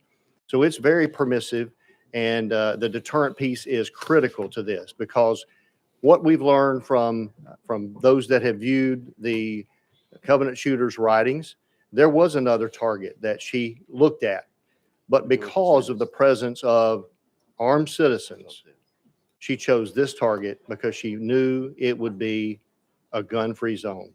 And that's what I'm trying to prevent. That is the problem. As uncomfortable as it may make people, gun-free zones create a target for those that are intent on doing evil. And until we have things in place, additional things in place to get the arms out of the hands of those people that would do evil, that are mentally deranged, then this is going to be that preventive measure that while we work on those other things. And I had another bill this session as well that would address some of the mental health concerns. And there were other bills running that were very similar. And so I'm going to bring it back in January to add to what those bills do. Okay, thank you. I've got 3 more on the list, and we've had a lot of good discussion. I'll come back at the end. But Representative Jones, can you, do you have anything else to say? Yes, thank you, Mr. Chair. I believe we've heard some inaccurate statements about Covenant not having armed guards. I think we got to tell the truth that that is not factual. I believe we heard some false statements about the distraction of writings when we know that is also false. So I think we owe it to the families who've sat here for hours to at least tell the truth. Sir? Okay. Okay, let's Representative Jones. Mr. Speaker, I mean, excuse me, Mr. Chair, I was just stating fact. I didn't, Okay, well, don't impugn what he believes. I wasn't impugning what he believes. I was stating the facts of what occurred. Facts still matter. There's no alternative facts. Facts still matter. Let's start there. And so what I'll end with saying,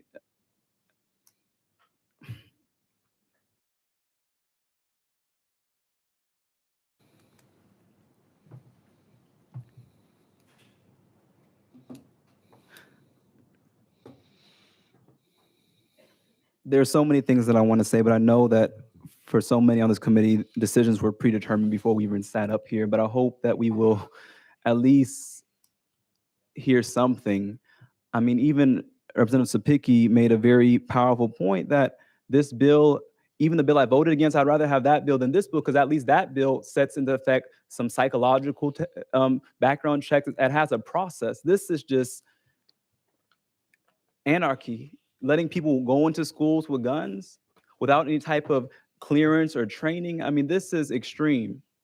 And so I hope that the more moderate voices of this committee will hear that and at least stop this bill. This is not a bill that we need to shove through special session. If he wants to introduce this, let's go to regular session, have more discussion. Let's look at more studies, send this to study, and let's see facts, because so much of what was set up here today was not based off of factual statements, and we have to legislate based off of what is accurate. We have to.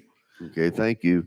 We're going to wrap it up with Representative Parks and Representative Love. Then I will wrap it up from there. Or no, we'll always go back to the sponsor, and then I'll wrap it up. Go ahead. And thank you, Mr. Chair.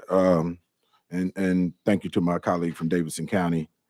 So I want to be clear on some, at least one of the merits of the legislation. Can you explain to me how it's permissive? You recognize?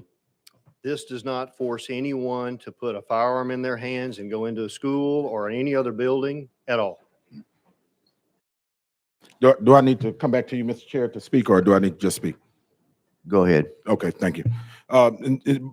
What about the district? So can the district say, no, I don't want this? That would make it permissive.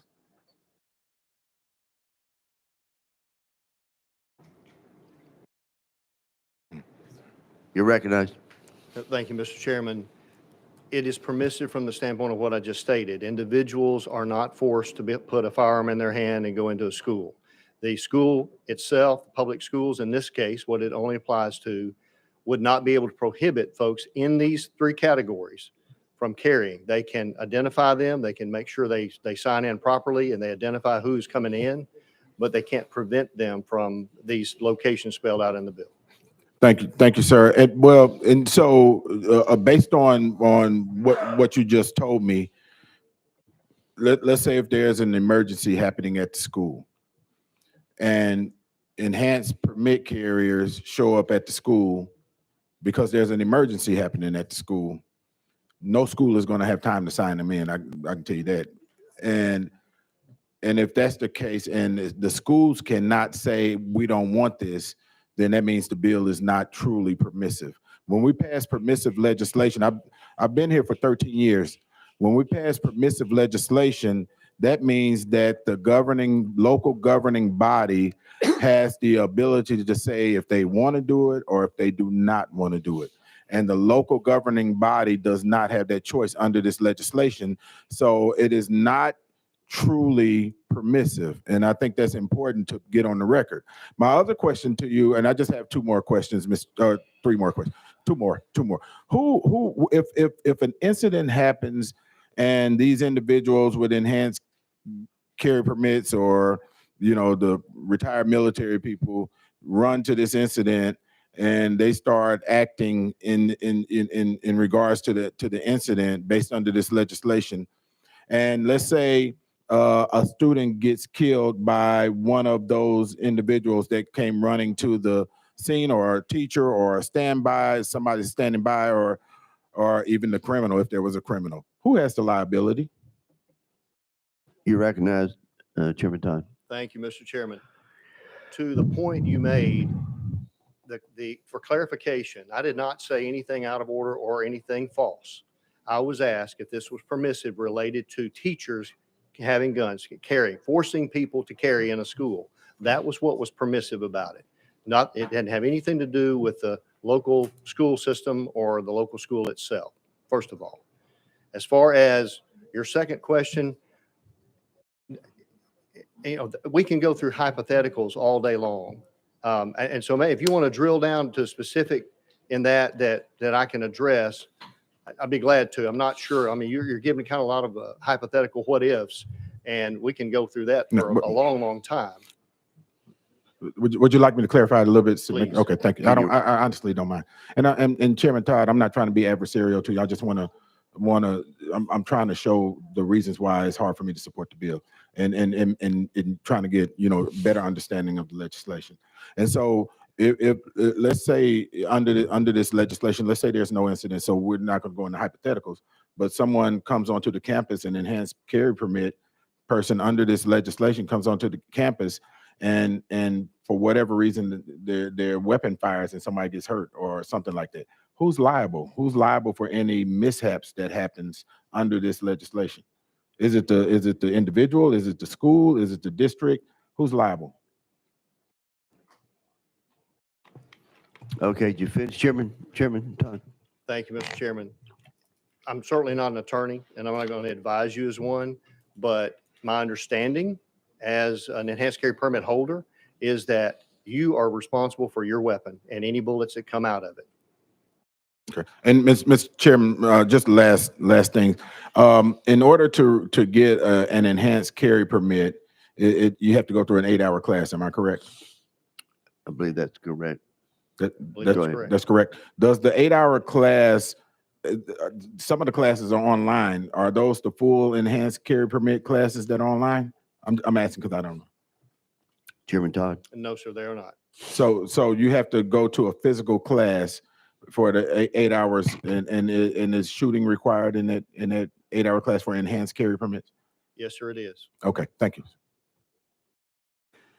Thank you. Let's wrap it up with Representative Love, your last one, and then we'll close it out. Thank you, Mr. Chairman. I too have concerns with this legislation, and for me, one thing sticks out about the particular weapon that the person you are trying to get to come into the school would have. It's my understanding, looking at the legislation, that this person would have a handgun. Is that correct? Chairman. This only addresses handguns, yes, because we would anticipate that folks would have the good sense to keep them concealed, that the school would require that. And so there's an option for schools to require that. And I think they should be concealed. Right. And they should, people that come on that campus, let's say it's an administrator that is carrying. Folks that come on that campus should know who's carrying, right, in my opinion. So that is part of the deterrent. So, Mr. Chairman, follow up. Here's my concern. In most of your explanation of why this is needed, the illustration is that they're going to go there to protect the students, the teachers, the staff from someone who is there to do them harm. And in most instances, the person who's there to do them harm has handguns and rifles. And so what we're doing is we are proposing to send someone who is not military into a fight against somebody who has rifles. And police and military probably are trained to take somebody down with a handgun against a rifle. But I'm just not sure if the average citizen who has 8 hours of training can effectively disarm somebody who has a rifle, an AR-15 or some other military grade instrument. Now, of course, there'll be those who say that that's not what was used at this particular incident in Covenant, but the point is we don't know what the person may have. And that's one of the many concerns I have with this legislation, is that the justification is that we're going to send someone in who is not military, who's not law enforcement, and is just carrying a handgun, and that is going to make everything safer. So I can't support legislation for many reasons, but that's just one of them. Thank you. Thank you very much. Chairman Todd, do you have anything you want to say as a Thank you, Mr. Chairman. First of all, we're not sending anyone in. This is totally voluntary. People are begging us for the ability, if they're working a school, they're begging us for the ability to provide them an opportunity not to break the law. Many of them are breaking the law today because they see the importance of being that first responder inside that school to deal with an immediate threat when literally seconds count, as you've already heard. Now, if someone wants to amend this later on and make it all firearms, that's fine. But I truly want this to be a concealed situation. And folks that don't feel proficient in using that weapon certainly have the personal responsibility and liability not to use it, not to even carry it. That is going to be on them. As a minister, I'm sure you're confident and know that there are many, many congregations around this state, probably the majority, where armed citizens with enhanced carry permits and just those that have no permit at all are carrying inside those congregations to protect their fellow members and their families every single weekend and every Wednesday night. That's going on right now. And that's why we see the responses that we've seen in a number of these situations where an evil person went in to do harm and they were either disarmed by people with a pistol or they were shot and killed by a person with a pistol. It happens over and over again. And of the 28 states, many of those states, since they've enacted this type of law, have had 0 school shootings at all. 0. The proof is in the pudding. We have just not been willing in this state to do this up until this time. This moment in time is our opportunity to provide true protection for those individuals that we care for the most in our communities. That's the only reason I brought this. I truly believe we all want the same thing. We want to protect our kids, without a doubt. I don't question anybody's motives on this at all. And I would hope they wouldn't question mine, as has been stated. We all care for these children and we want to see them protected. And it sickens me to know that there are tens of thousands, millions of kids, 1 million kids possibly, that are sitting in classrooms tomorrow as sitting ducks because our laws say you can't have any of the personnel in that school cannot protect these kids with an equal force or similar force to what might come in by an evil person. That's what concerns me the most. And that's what this is to solve. He's talking. And just as the chairman stated in his own experience, I mean, you can walk through a scenario like that in your mind and think about how you would feel if you're an employee of that school and you hear firepower going off, weapons going off in your school, and all you can do is literally hide. I mean, I cannot imagine to live with that afterwards. I can't imagine that. And if I had a way to prevent that, I would have to try to prevent that. Knowing my own life would be in jeopardy, I would have to try to prevent that. Thank you. And we have others on the committee that have had similar experiences that have carried in schools, in private schools, that know this is the solution to this problem while we fix the mental health issues, while we try to make sure there's a good way to determine who doesn't have the mental capacity to have firearms. And then what do we do about that? I agree with you. No one with these evil intents should have a weapon of any kind, but it's all weapons at their disposal, not just a firearm. Chairman Sapicki, did you have anything you want to end with? Yes, sir. Thanks for coming back to me like I asked. So, Chairman Todd,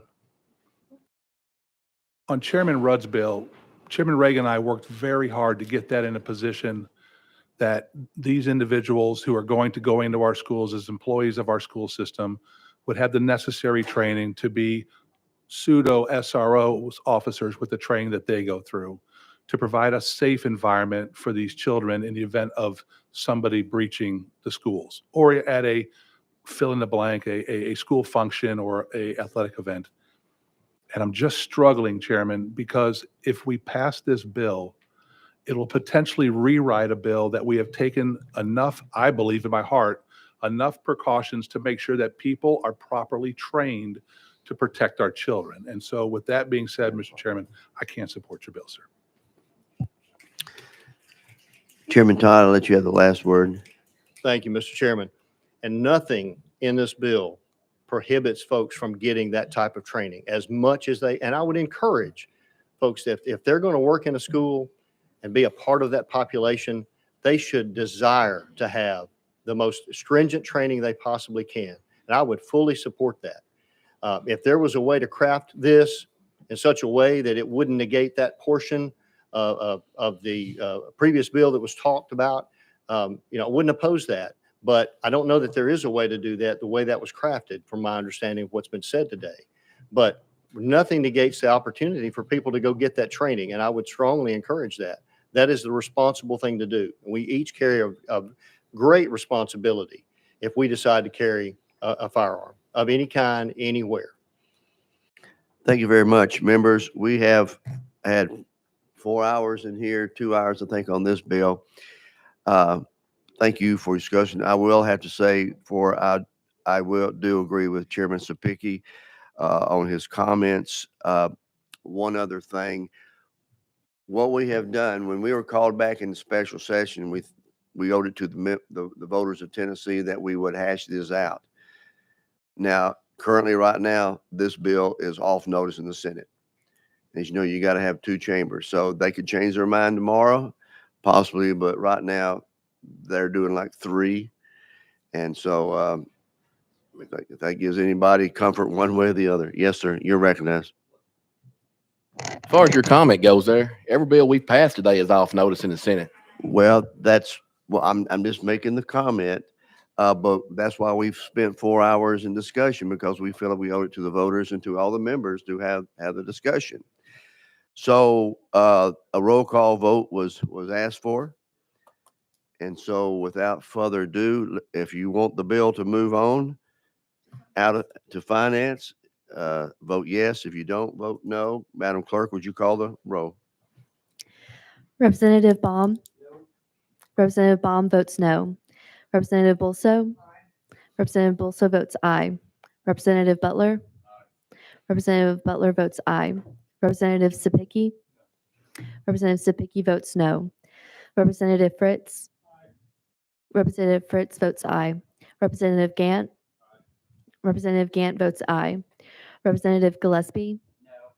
Representative Gillespie votes no. Representative Haston.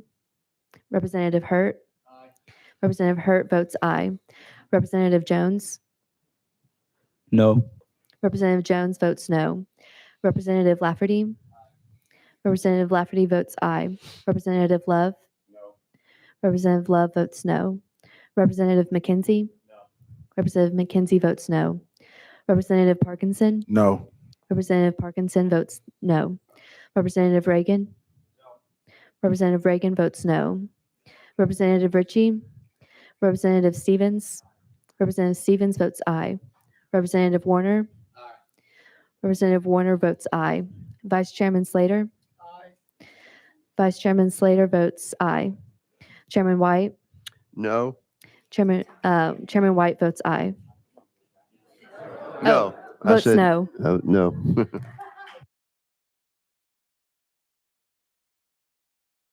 The count. Mr. Chairman, you have 9 ayes and 9 noes. A tie vote, the bill does fail, does not move on to finance.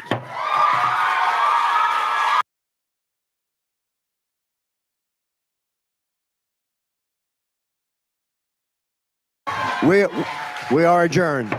We're adjourned.